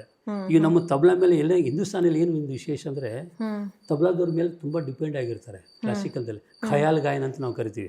ಖಯಾಲು ಮತ್ತು ಖಯಾಲ್ ಅಂತಂದರೆ ಅದು ವಿಲಂಬಿತ ಗಾಯನದಲ್ಲಿ ಬರ್ತಕ್ಕಂಥ ಗಾಯನ ಮತ್ತು ವಾದ್ಯದಲ್ಲಿ ಕೂಡ ನುಡಿಸ್ತಾರೆ ಅದನ್ನ. ಅಂದರೆ ಅವರ ಒಂದು ರಾಗನ ಅವ್ರಿಗೆ ಹೆಂಗೆ ಬೇಕೋ ಹೆಂಗೆ ಬೇಕಂತಲ್ಲ, ಆ ರಾಗದ ಒಂದು ಚೌಕಟ್ಟಿನೊಳಗೆ ನಮ್ಮಲ್ಲಿ ಸಾಹಿತ್ಯ ಕಡಿಮೆ ಇರ್ತದೆ. ಒಂದು 4 ಲೈನ್ ಸಾಹಿತ್ಯ, ಅದು ಅಸ್ಥಾಯಿ ಅಂತರ ಅಂತ ಎರಡು ಲೈನ್ ಅಸ್ಥಾಯಿ, 2 ಲೈನ್ ಅಂತರ ಅಂತ ಇರ್ತಾವೆ. 4 ಲೈನ್ ಅಂತ ಅದನ್ನು ಗಂಟೆಗಟ್ಟಲೆ ಬೇಕಾದ್ರೆ ಹಾಡಬಹುದು. ಖಯಾಲ್ ಅಂದ್ರೆ ಮೂಡು, ನನಗಿವತ್ತು ಮೂಡ್ ಬಂದಿದೆ ಅಂತಂದ್ರೆ ಆ ಖಯಾಲ್ ಅವ್ನು ಪ್ರತಿಯೊಬ್ಬರು ಬೇರೆ ಬೇರೆ ಕಲಾವಿದ್ರು ಖಯಾಲೇ ಇರ್ತದೆ. ಈಗ ಅದು ಖ್ಯಾಲ್ ಆಗಿಬಿಟ್ಟದೆ. ಖಯಾಲ್ ಅಂದ್ರೆ ನಮ್ಮ ಖಯಾಲಿ ಅಂತ ಹೇಳಲ್ವಾ, ಅದೇ ತರ ಖಯಾಲಿ ಮೂಡು. ಒಂದು ಯಮನ್ ರಾಗು, ಭೂಪ್ ರಾಗು, ಮಾಲ್ಕೌನ್ಸ್ ರಾಗು, ಯಾವುದೊಂದು ರಾಗ ನಾವು ತೊಗೊಂಡಾಗ ಆ ರಾಗದಲ್ಲಿ ಅವ ಪರಿಪಕ್ವ ಗಾಯಕ ಗುರುವಿನ ಕಲ್ತಿರ್ತಕ್ಕಂಥ ವಿದ್ಯೆ, ತಾನು ಪ್ರಾಕ್ಟೀಸ್ ಮಾಡಿದ್ದು, ತನ್ನಲ್ಲಿ ಬೇರೆಯವ್ರು ಕೇಳಿದ್ದನ್ನ ಮಾಡಿದ್ದನ್ನ ಅದನ್ನೆಲ್ಲ ಸಾಧನೆ ಮಾಡಿ ಮಾಡಿ ಮಾಡಿ ಒಂದು ರಾಗನ ಅದು ಸುಮ್ಮನೆ ಆಲಾಪೆನೆ ಎಷ್ಟು ತನಕ ಸುಮಾರು ಒಂದು 10-15 ಮಿನಿಟ್ಸ್ ಬರೀ ಆಲಾಪನೆ ಇರುತ್ತೆ. ಆಮೇಲೆ ಯಾವಾಗ್ಲೂ ನಾವು ವರ್ಡ್ಸ್ ಕೇಳೋದು ಅಲ್ವಾ. ನಮ್ಮಲ್ಲಿ ಸಾಹಿತ್ಯ ಕಡಿಮೆ ಇರ್ತದೆ. ಹಿಂದೂಸ್ತಾನದಲ್ಲಿ ಸಾಹಿತ್ಯ ಕಡಿಮೆ, ಸಂಗೀತಕ್ಕೆ ಜಾಸ್ತಿ ಒಲವು ಜಾಸ್ತಿ ಇರ್ತದೆ. ಹಿಂಗಾಗಿ ಅವಾಗ ಖ್ಯಾಲ್ ಗಾಯನಕ್ಕೆ ತಬಲಾ ಬೇಕಾಯ್ತು. ತಬಲಾದವರು ಒಂದು ವಿಲಂಬಿತ್ ಅಂತ ಕರಿತೀವಿ. ವಿಲಂಬಿತ್ ಅಂದ್ರೆ ಸ್ಲೋ ಟೆಂಪೋ, ಧೃತ್ ಅಂದ್ರೆ ಫಾಸ್ಟ್ ಟೆಂಪೋ, ಎರಡು ಇದೆ. ವಿಳಂಬ ಅಂತ ಕರಿತೀವಿ. ವಿಳಂಬ ಅಂದ್ರೆ ಸ್ಲೋ, ಅತಿ ವಿಳಂಬ ಅಂತಂದು ನಾವು ಮಾಡ್ತೀವಿ. ವಿಳಂಬ ಅಂದ್ರೆ ಒಂದು ಏಕ್ತಾಲ್ ಅಂತಂದ್ರೆ 12 ಮಾತ್ರ ಒಂದು ತಾಳ ಏಕ್ತಾಲ್. ಏಕ್ತಾಲ್ ಅಂದ್ರೆ ಏಕ್ತಾಲ್ ಅಂದ್ರೆ 12 ಒಂದು ಮಾತ್ರೆ. ಒಂದು ತಾಳದ ಹೆಸರು ಏಕ್ತಾಲ್ ಅಂತ ಹೇಳಿ. ಏನು ಇರುತ್ತೆ ಅದರಲ್ಲಿ? ಅದರಲ್ಲಿ ಅದು ದೆಂದಾಗಿ ತೆರೆಕೆಡ್ತೋ ನಾ ಕತ್ತೆಂದಾಗಿ ತೆರೆಕೆಡ ದಿನ್ ಇದು ಒಂದು ಫ್ರೇಮ್ ಇದು. ಓಹೋ. ಇದನ್ನ 12 ನಾಲ್ಕಳ 48 ಮಾತ್ರ ನಾವು ಜಗ್ಬೋದು, ನಾವು ರಬ್ಬರ್ ಥರ ಜಗ್ಕೊಂಡು ಹೋಗೋದು. ಅವ್ರ ಗಾಯನರು ಎಷ್ಟು ಯಾವ ಸ್ಲೋ ಕೊಡ್ತಾರೆ ಅದಕ್ಕೆ ಧಿನ್ ಧಿನ್, ಒಂದು ದಿನ ಇನ್ನೊಂದು ದಿನ ಬರ್ಬೇಕಾದ್ರೆ ಅಷ್ಟು ವಿಳಂಬ ನಾವು ಮಾಡ್ಕೋಬೋದು. ಅದು 48 ಮಾತ್ರಕ್ಕೆ ಒಂದು ಸಮ್ ಬರ್ತದೆ. 12 ನಾಲ್ಕಳ 48 ಇರೋದು 12 ಮಾತ್ರ ಇದು ಅಲ್ವಾ? 48 ಮಾತ್ರ ತನಕ ನಾವು ಪೇಷನ್ಸ್ ಇಂದ ಕಾಯಬೇಕಾಗತ್ತೆ ಅಲ್ವಾ? 48 ಮಾತ್ರ ಸಮ್ಮಿಗೆ ಬರ್ತದೆ. ಸಮ್ ಅಂದ್ರೆ ಸ್ಟಾರ್ಟಿಂಗ್ ಪಾಯಿಂಟ್. ಯಾವುದೇ ತಾಳದ ಒಂದು ಸಮ್ಮಿಂದ ಇನ್ನೊಂದು ಸಮ್ಮಿಗೆ ಬರಬೇಕಂದ್ರೆ 48 ಮಾತ್ರಗಳು ಸೈಕಲ್ ಹೋಗ್ಬೇಕು. ಅದೇ ಪ್ರಕಾರ ತೀನ್ ತಾಳದಲ್ಲಿ ವಿಲಂಬಿತ ಹಾಡ್ಬೋದು, ರೂಪಕ್ ತಾಳದಲ್ಲಿ ವಿಲಂಬಿತ ಹಾಡ್ಬೋದು, ವಿಲಂಬಿತ ಹಾಡ್ಬೋದು, ಧೃತ್ ಹಾಡ್ಬೋದು. ಅಂದ್ರೆ ಸ್ಪೀಡ್ ಆಗಿ ಹಾಡ್ಬೋದು. 16 ಮಾತ್ರ ದಾ ದಿಂದ ದಾ ದಿಂದ ದಾ ತಿಂತ ತಾ ದಿಂದ ಇದು 16 ಮಾತ್ರ ತೀನ್ ತಾಲ್. ಇದರಲ್ಲಿ ಎಷ್ಟು ಬೇಕಷ್ಟು ಧೃತ್ ಮಾಡ್ಕೋಬಹುದು ನಾವು. ಇದಕ್ಕೆ ಜಾಲ ಅಂತ ಕರಿತೀವಿ. ಜಾಲ ಅಂದರೆ ಇನ್ಸ್ಟ್ರೂಮೆಂಟಲ್ಲಿ ನುಡ್ಸೋಕ್ಕಂಥ ಜಾಲ ಫಾಸ್ಟ್. ಬಾಯಲ್ಲಿ ಹೇಳಕ್ಕೆ ಬರಲಾದಷ್ಟು ಫಾಸ್ಟ್, ದಾದಿಂದ ಎಷ್ಟು ಬೇಕಷ್ಟು ಫಾಸ್ಟ್ ಹೋಗ್ಬೋದು. ಆಮೇಲೆ ಹಾಡಲ್ಲಿ ನೋಮ್ ತೋಮ್ ಅಂತಂದು ತಾರಾನ್ ಅಂತ ಬರ್ತದೆ ಕೋಕದಲ್ಲಿ, ಅದು ಕೂಡ ಎಷ್ಟು ಬೇಕಷ್ಟು ಫಾಸ್ಟಾಗಿ ಮಾಡ್ಬೋದು. ಇವಾಗ ಈ ಡ್ಯಾನ್ಸ್ ಅಲ್ಲೆಲ್ಲ ಬರುತ್ತಲ್ವಾ, ಅದು ಕಥಕ್ ಡ್ಯಾನ್ಸ್ಗಳಿಗೆ ಬರ್ತದೆ. ಇವಾಗ ಭರತನಾಟ್ಯಂ ಅಥವಾ ಕಥಕಲ್ಲಿ ಭರತನಾಟ್ಯಂದಲ್ಲಿ ತಬಲಾ ಬರಲ್ಲ, ಭರತನಾಟ್ಯಂದಲ್ಲಿ ಮೃದಂಗ ಬರುತ್ತೆ. ನಮ್ಮ ಹಿಂದೂಸ್ತಾನದಲ್ಲಿ ಕಥಕ್ಕಲ್ಲಿ ಬರ್ತದೆ. ಕಥಕ್ ಅಂದ್ರೆ ನಾವು ತಬಲಾದಲ್ಲಿ ಏನು ನುಡಿಸ್ತೀವಿ ಅವ್ರ ಕಾಲಲ್ಲಿ ತೆಗಿತಾರೆ. ಆ ಕಾಲಲ್ಲಿ ಒಂದೇ ಒಂದು ಬೆರಳಲ್ಲೇ ಹಿಂಗ್ ನಾಟ್ಯ ಮಾಡ್ತಿರ್ತಾರಲ್ವಾ, ತುಂಬಾ ಅಷ್ಟು ನೀವು ತಬಲಾ ಸಾಥ್ ಕೊಡ್ತಾ ಇರ್ತೀರಾ. ಒಂದು ಅದೇ ಸಿಂಕ್ ಇದೆಯಲ್ಲ, ಅದ್ಭುತವಾಗಿದೆ ಅದು. ಸೇಮ್ ತಬಲಾ ಬೋಲ್ಸ್ಗಳು ಅದರಲ್ಲಿ ಇರ್ತದೆ, ಆ ಥರ ಇರ್ತದಲ್ಲ. ಆಮೇಲೆ ಅವ್ರು ಸುತ್ತವಾಗ್ಲೂ ಅದು ನಮ್ದು ಬೋಲ್ಗಳು ಸೈಕಲ್ ಹೆಂಗಿರ್ತದೆ ಅದೇ ಅಷ್ಟು ಪ್ರಕಾರ ಅಷ್ಟು ಅವರು ಕಂಪೋಸ್ ಮಾಡಿರ್ತಾರೆ. ತುಂಬಾ ನಾವು ಅಂದ ಅವರು ನಾವು ತಬಲದಲ್ಲಿ ಕೈಯಲ್ಲಿ ಏನು ನುಡಿಸ್ತೀವಿ ಅದು ಕಾಲಲ್ಲಿ ಮಾಡ್ಬೇಕು. ಅವರೆಲ್ಲ ಒಂದೇ ಗೆಜ್ಜಿ ಕೂಡ ಸಪ್ಪಳ ಆಗ್ತಿತ್ತು. ಅದೇ ನೋಡಿದೀನಿ, ಯಾರೋ ಬ್ರಿಡ್ಜ್ ಮಹಾರಾಜ್ ಅಂತ ಹೇಳಿ, ಬಿರ್ಜು ಮಹಾರಾಜ್, ಅದು ಒಂದೇ ಗೆಜ್ಜೆ ಸಪ್ಪಳ ಮಾಡಿದ್ರು. ಹೌದು ಚಾಲೆಂಜ್ ಅವರು. ಅದು ಗೆಜ್ಜೆ ಒಂದು ಬಂಚ್ ಒಳಗೆ ಬಂಚ್ ಗೆಜ್ಜೆ ನಾದ ಮಾಡಿ ಮಾಡಿ ಮಾಡಿ ಮಾಡಿ ಒಂದೇ ಗೆಜ್ಜೆಗೆ ಹೋಗ್ತಾರೆ. ತುಂಬಾ ಇದು ಮಾತಾಡ್ತಾ ಹೋದ್ರೆ ಅದಕ್ಕೆ ಎಂಡೇ ಇಲ್ಲ. ಗುರುಗಳೇ, ನೀವು ಈ ಅವನದ್ಧ ಅಂತ ಒಂದು ಪುಸ್ತಕ ಬರೆದಿದ್ದೀರಾ. ಇದು ವಾಟ್ ಈಸ್ ಯುವರ್ ಇನ್ಸ್ಪಿರೇಷನ್? ಅಥವಾ ಇನ್ಸ್ಪಿರೇಷನ್ ಅಂತಂದ್ರೆ ನಾನು ಸುಮಾರು ವರ್ಷದಿಂದ ಇತ್ತು. ನಾನು ಧಾರವಾಡದಲ್ಲಿ ಇದ್ದಾಗ ಡಾಕ್ಟರ್ ದ.ರಾ. ಬೇಂದ್ರೆ ಅಂತ ದೊಡ್ಡ ಲೆಜೆಂಡರಿ ಕವಿಗಳು, ಅವ್ರ ಮಗ ವಾಮನ್ ಬೇಂದ್ರೆ ಅಂತೇಳಿ. ವಾಮನ್ ಬೇಂದ್ರೆ ಅವರು ಹಿಂಗೆ ಮಾತಾಡ್ತಾ ಕೂತಾಗ ಅವ್ರನ್ನ ಇಲ್ಲೇ ಕಚೇರಿ ಹೋದಾಗ ನನ್ನ ಹತ್ರ ಬರೋರು, ಕಲ್ಲೂರ್ಕರ್ ಅವರೇ ನನ್ನ ಶಿಷ್ಯನ ಯಾವಾಗ ಮಾಡ್ಕೋತೀರಾ, ನಾನು ಯಾವಾಗ ಕಲಿಸ್ತೀರಾ, ನಾನು ನಿಮ್ಮ ಹತ್ರ ತಬಲ ಕಲಿಬೇಕು ಅಂತ. ಅದು ಕಲೀರಿ, ನಿಮ್ಮದು ಲೈನ್ ಬೇರೆ, ನಮ್ಮ ಲೈನ್ ಬೇರೆ, ನೀವೆಲ್ಲ ಸಾಹಿತಿಗಳು. ಅವರು ಕಿಟ್ಲಿ ಕಾಲೇಜಲ್ಲಿ head of the department Kannada. ನಾನು ಸುಮ್ಮನೆ ತಮಾಷೆ ಹೇಳ್ತಿದ್ದೆ, ನಿಮ್ಗೆ ರಿಟೈರ್ಮೆಂಟ್ ಆಗಲ್ರಿ ಆಮೇಲೆ ಬನ್ರಿ ಅಂತಿದ್ದೆ. ರಿಟೈರ್ಡ್ ಆಗೋ ತನಕ ಏನು ಕಲಿತಾರೆ ಅವೆಲ್ಲ, ಪಾಪ ನಿಮ್ಗೆ ಏಜ್ ಏನು ಮಾಡೋಕೆ ಅಷ್ಟು ಕ್ಲೋಸ್ ಇದ್ರು ನಿಮಗೆ ದ.ರಾ. ಬೇಂದ್ರೆ ಅವರು? ಅಷ್ಟು ಕ್ಲೋಸ್ ಇದ್ರು. ಅವಾಗ ಒಂದು ಫೈನ್ ಡೇ ಏನಾಗ್ಬಿಡ್ತು ಅಂದರೆ, ನನಗೂ ಮಾತಾಡ್ತಾ ಹೇಳಿದೆ, ನಿಮ್ಮ ರಿಟೈರ್ಡ್ ಆಮೇಲೆ ಬನ್ರಿ ಅಂತ. ಒನ್ ಡೇ ನಾವು ಮಧ್ಯಾಹ್ನದಾಗ ಒಂದು 2 ಗಂಟೆ ನಾವು ನಮ್ಮ ತಂದೆ ಧಾರವಾಡದಲ್ಲಿ ಕೂತ್ಕೊಂಡು ಡೈರೆಕ್ಟ್ ನಮ್ಮ ಮನೆಗೆ ಬಂದರು. ಹೇಗೆ ಬಂದ್ರು ಅಂದರೆ, ಅವರು ಅಲ್ಲಿ ಅವರಿಗೆ ಕ್ಲೋಸಿಂಗ್ ಸೆರೆಮನಿ ಅವರು ಮುಗಿತವ್ರು ರಿಟೈರ್ಮೆಂಟು. ಅವರಿಗೆ ಪೇಟ ಮಾಲಿ ಬೊಕ್ಕೆ ಗೀಕೆ ಹಣ್ಣು ಎಲ್ಲ ಕೊಟ್ಟಿದ್ರು. ಅದಷ್ಟು ತೊಗೊಂಡು ನಮ್ಮ ಮನೆಗೆ ಬಂದರು. ನೋಡ್ರಿ ಕಲ್ಲೂರ್ಕರ್ ಅವರೇ, ನೀವು ಹೇಳಿದ್ರಿ ರಿಟೈರ್ಮೆಂಟ್ ಆದ್ಮೇಲೆ ಬಾ ಅಂತ ಹೇಳಿದ್ರೆ, ನನಗೆ ರಿಟೈರ್ಮೆಂಟ್ ಆಗಿದೆ, ಈಗ ಯಾವಾಗ ಬರ್ರಿ ಹೇಳ್ರಿ. ಅಷ್ಟು ಕಮಿಟೆಡ್ ವ್ಯಕ್ತಿ. ಹೀಗೆ ಅವ್ರು ಒಂದು ಡೇ ನಾವು ನನ್ನ ಹತ್ರ ಶುರು ಮಾಡಿದ್ರು. ಅವಾಗ ಮಾತಾಡಿದ್ರು, ಇಷ್ಟೆಲ್ಲ ನಿಮ್ಗೆ ನಾಲೆಜ್ ಇದೆ, ಥಿಯರಾಟಿಕಲ್ ನಾಲೆಜು, ಪ್ರಾಕ್ಟಿಕಲ್ ನಾಲೆಜ್ ಇಷ್ಟೆಲ್ಲ ತೊಗೊಂಡಿರಿ, ಬುಕ್ ಯಾಕೆ ಬರಿಬಾರ್ದು ಒಂದು ನನ್ನ ತಲೆಯೊಳಗೆ ಹಾಕಿದವರು ಬೇಂದ್ರೆ ಅವರೇ. ಆಮೇಲೆ ಬೆಂಗಳೂರು 6 ವರ್ಷ ಕಲ್ತಾರೆ. ನಾನು 6 ವರ್ಷ ಕಲ್ತರು. ಎಷ್ಟು ಕಲ್ತಾರೆ ಅಂದರೆ, ಅವ್ರು ನೋಡಿದ್ರೆ ತುಂಬ ಸೀನಿಯರು, ನಾವು ತುಂಬ ಜೂನಿಯರು. ಏಜ್ನೊಳಗೆ ನೋಡಿದ್ರೆ ಅವ್ರು ಅಷ್ಟು ಗುರು ಭಕ್ತಿ. ನಮ್ಮ ಮನೆ ದೊಡ್ಡವರು, ಅವರು ತುಂಬ ದೊಡ್ಡವರು. ಅವ್ರ ರಿಟೈರ್ಮೆಂಟ್ ಟೈಮ್ ನಾ 26, 27 ವರ್ಷ ನನಗೆ ಅಷ್ಟೇ. ಆ ಟೈಮ್ 28 ವರ್ಷ ಅನ್ಕೊಳ್ಳಿ. ಆವಾಗ ಈ ಪುಸ್ತಕ ಬರೆದ್ರೆ ಬರಿಬೇಕೆಂಬುದು ಒಂದು ಇದು ಬಂತು. ಆಮೇಲೆ ಕೂತ್ ಬರಿತಾ ಇದ್ವಿ, ಒಂದೊಂದು ಚಾಪ್ಟರ್ ಬರ್ಕೊಂಡು ಹೋಗ್ತಾ ಇದ್ವಿ. ಆಮೇಲೆ ನಾನು ಇಲ್ಲಿ ಬೆಂಗಳೂರು ಬಂದಮೇಲೆ ನನಗೆ ಪುಸ್ತಕ ಬರೆಯುವಂಥ ಒಂದು ಅವಕಾಶ ಸಿಕ್ತು. ಅವಾಗ ಸಿಕ್ಕಾಗ ನಾವು one of the committee member, ನಾನು ಟೆಕ್ಸ್ಟ್ ಬುಕ್ ಕಮಿಟಿ ಮೆಂಬರ್ ಒಳಗೆ ನಾನು ಸೇರಿಕೊಂಡೆ. ಅವಾಗ ಕಮಿಟಿ ಮೆಂಬರ್ ಅಂದರೆ ನಾನು ಒಬ್ಬನೇ ಬರೆಯೋಂಗಿಲ್ಲ, ನನಗೂ ಒಂದು ಚಾಪ್ಟರ್ ಕೊಡ್ತಾ ಅಷ್ಟು ಚಾಪ್ಟರ್ ಬರಿತಿದ್ದೆ. ನನಗಷ್ಟು ಸ್ಯಾಟಿಸ್ಫ್ಯಾಕ್ಷನ್ ಆಗಲಿಲ್ಲ. ಯಾಕಂದ್ರೆ ನಾನೇ ಯಾಕೆ ಬರಿಬಾರ್ದು ಅಂತಿಕೊಂಡು ಅದನ್ನು ಧಾರವಾಡದಾಗ ಇದ್ದದನ್ನೇ ಮತ್ತು ಬೆಂಗಳೂರು ಬಂದಮೇಲೆ ಅದು ಅವನದ್ದು ಅಂತೇಳಿ ಅದಿವಾಗ ಇಡೀ ಕರ್ನಾಟಕಕ್ಕೆ ಪ್ರತಿಯೊಬ್ಬರು ತಬಲಾ ಎಕ್ಸಾಮ್ ತಗೊಳ್ಳೋರೆಲ್ಲ ಇದನ್ನ ಆಲ್ಮೋಸ್ಟ್ ಆಲ್ ಇದನ್ನೇ ಯೂಸ್ ಮಾಡ್ತಾರೆ. ಎಲ್ಲ ಎಕ್ಸಾಮ್ ತಗೊಳ್ಳೋ ಮಕ್ಕಳೆಲ್ಲ ಯೂಸ್ ಮಾಡ್ತಾರೆ. ಹಾಗೇನೆ ಇನ್ನೊಂದು ಯಾವ್ದೋ ಅಖಿಲ ಭಾರತ ಅದು ಎಕ್ಸಾಮ್ ಕಂಡಕ್ಟ್ ಮಾಡೋದು. ಅಖಿಲ ಭಾರತ ಗಂಧರ್ವ ಮಹಾವಿದ್ಯಾಲಯ ಅಂತೇಳಿ ಬಾಂಬೆದಲ್ಲಿದೆ, ಮಿರಜ್ ಇದು ರಿಜಿಸ್ಟರ್ ಆಫೀಸು. ಸೊ ಅವರು ಎಕ್ಸಾಮ್ ಕಂಡಕ್ಟ್ ಮಾಡ್ತಾರೆ, ಒಟ್ಟು ಆಲ್ ಓವರ್ ಇಂಡಿಯಾ ಮಾಡ್ತಾರೆ. ಅವಾಗ ಸಿಲೆಬಸ್ ಕೊಟ್ಟಿರ್ತಾರೆ, ಈ ಸಿಲೆಬಸ್ಸಲ್ಲಿ ಮಕ್ಕಳಿಗೆ ಕಲಿಸ್ಬೇಕಂತ ಆ ಸಿಲೆಬಸ್ ಕೂಡ ಇಲ್ಲಿ ಕವರ್ ಆಗಿರ್ತದೆ. ಆ ಥರ ಹಾಗಾದ್ರೆ ಆಲ್ ಇಂಡಿಯಾ ತಬಲಾ ಸೊ ಅದಕ್ಕೊಂದು ಇಂಗ್ಲೀಷಲ್ಲಿ ಕೂಡ ಮಾಡಿದ್ವಿ ನಾವು. ಕನ್ನಡ ಗೊತ್ತಿಲ್ಲವರಿಗೆ ನಾನು ಕನ್ನಡಿಗ ಇಂಗ್ಲೀಷ್ ಬರಲಿ ಅಂತೇಳಿ ಇಂಗ್ಲೀಷ್ ವರ್ಷನೂ ಮಾಡಿದ್ವಿ ನಾವು. ತಬಲಾ ಎಕ್ಸಾಮ್ಸ್ ಏನೇನು ಹೇಳಿದ್ರೆ ಜೂನಿಯರ್, ಸೀನಿಯರ್, ವಿದ್ವತ್ ಕರ್ನಾಟಕ ಸ್ಟೇಟ್ ಗೌರ್ಮೆಂಟ್ ಅಲ್ಲಿ ಇರೋದು. ಕರ್ನಾಟಕದಲ್ಲಿ ಇವು ಮೂರು ಜೂನಿಯರ್, ಸೀನಿಯರ್, ವಿದ್ವತ್ ಅಂತೇಳಿ 2 ವರ್ಷ ಗ್ಯಾಪ್ ಮಾಡಿದ್ರೆ ಇದು ಸೀನಿಯರಿಗೆ ವಿದ್ವತ್ ಇಕ್ವಲೆಂಟ್ ಟು MA ಮ್ಯೂಸಿಕ್ ಇದ್ದಂಗೆ, ಮಾಸ್ಟರ್ ಆಫ್ ಮ್ಯೂಸಿಕ್ ಅಂತ ಅದು ಆ ಲೆವೆಲ್ ಅದು. ಅದೇ ಗಂಧರ್ವ ವಿದ್ಯಾಲಯದಲ್ಲಿ ಪ್ರಾರಂಭಿಕ, ಪ್ರವೇಶಿಕ, ಮಾಧ್ಯಮ, ವಿಶಾರದ, ಅಲಂಕಾರ ಅಂತೇಳಿ ಈಗ ಕ್ಯಾಟಗಿರಿ. ಅದು ಅಲಂಕಾರ ಆದ್ರೆ ಈಕ್ವಲೆಂಟ್ ಟು MA ಮ್ಯೂಸಿಕ್. ನಾನು ಅಲಂಕಾರದಲ್ಲಿ MA ಮ್ಯೂಸಿಕ್ ಆಗಿದೆ. ಇದರಲ್ಲಿ ಸ್ಟೇಜಸ್ ಅಲ್ಲಿ ಆಲ್ ಓವರ್ ಇಂಡಿಯಾದಲ್ಲಿ ಇಷ್ಟು ಸ್ಟೇಜ್ ಅಲ್ಲಿ ಲಾಸ್ಟ್ ಎಕ್ಸಾಮ್ ಇರೋದು ಅಲಂಕಾರದಲ್ಲಿ ನಂದಾಗಿದೆ. ಅಲಂಕಾರದ್ದು ನಂದು ಆಗಿದೆ ತಬಲಾ MA ಮ್ಯೂಸಿಕ್.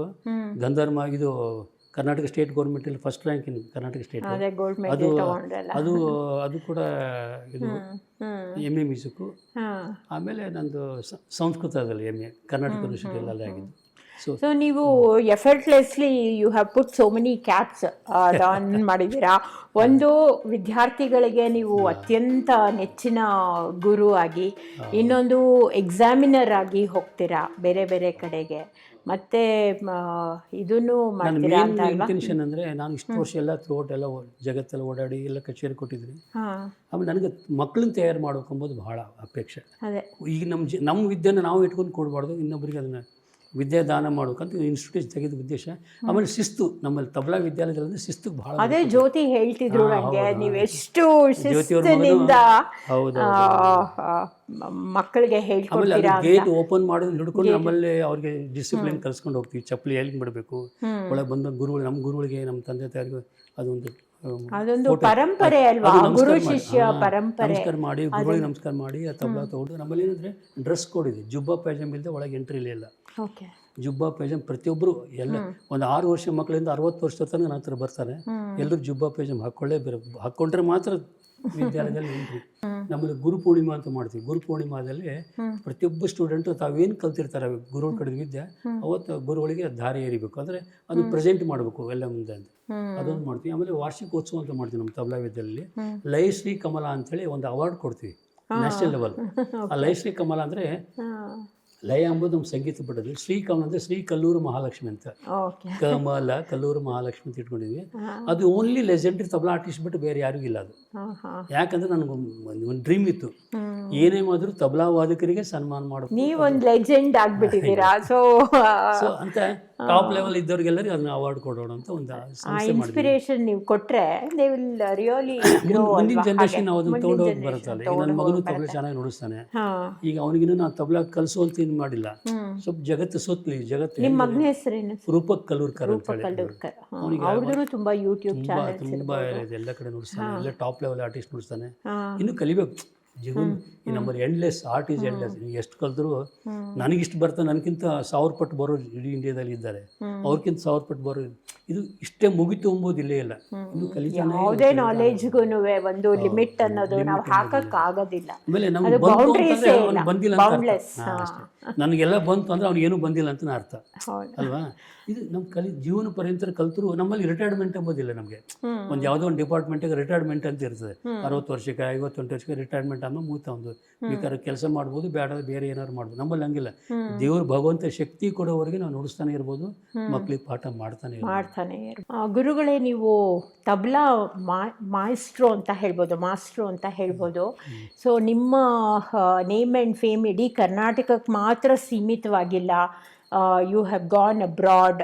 ಅಂದರೆ ಅಬ್ರಾಡ್ ಸ್ಟೂಡೆಂಟ್ಸ್ಗೂ ನೀವು ಆನ್ಲೈನ್ ಲೆಸನ್ಸ್ ಮಾಡಿದ್ದೀರಾ ಅಲ್ವಾ? ಜರ್ಮನಿ ಮತ್ತು USA ಸ್ಟೂಡೆಂಟ್ಸ್ಗೆ ಆನ್ಲೈನ್ಸ್ ಅವ್ರಿಗೂ ಸಹ ನಿಮ್ಮ ವಿದ್ಯೆ ಅಲ್ಲಿ ತನಕನೂ ಮುಟ್ಟಿದೆ ಅಲ್ವಾ?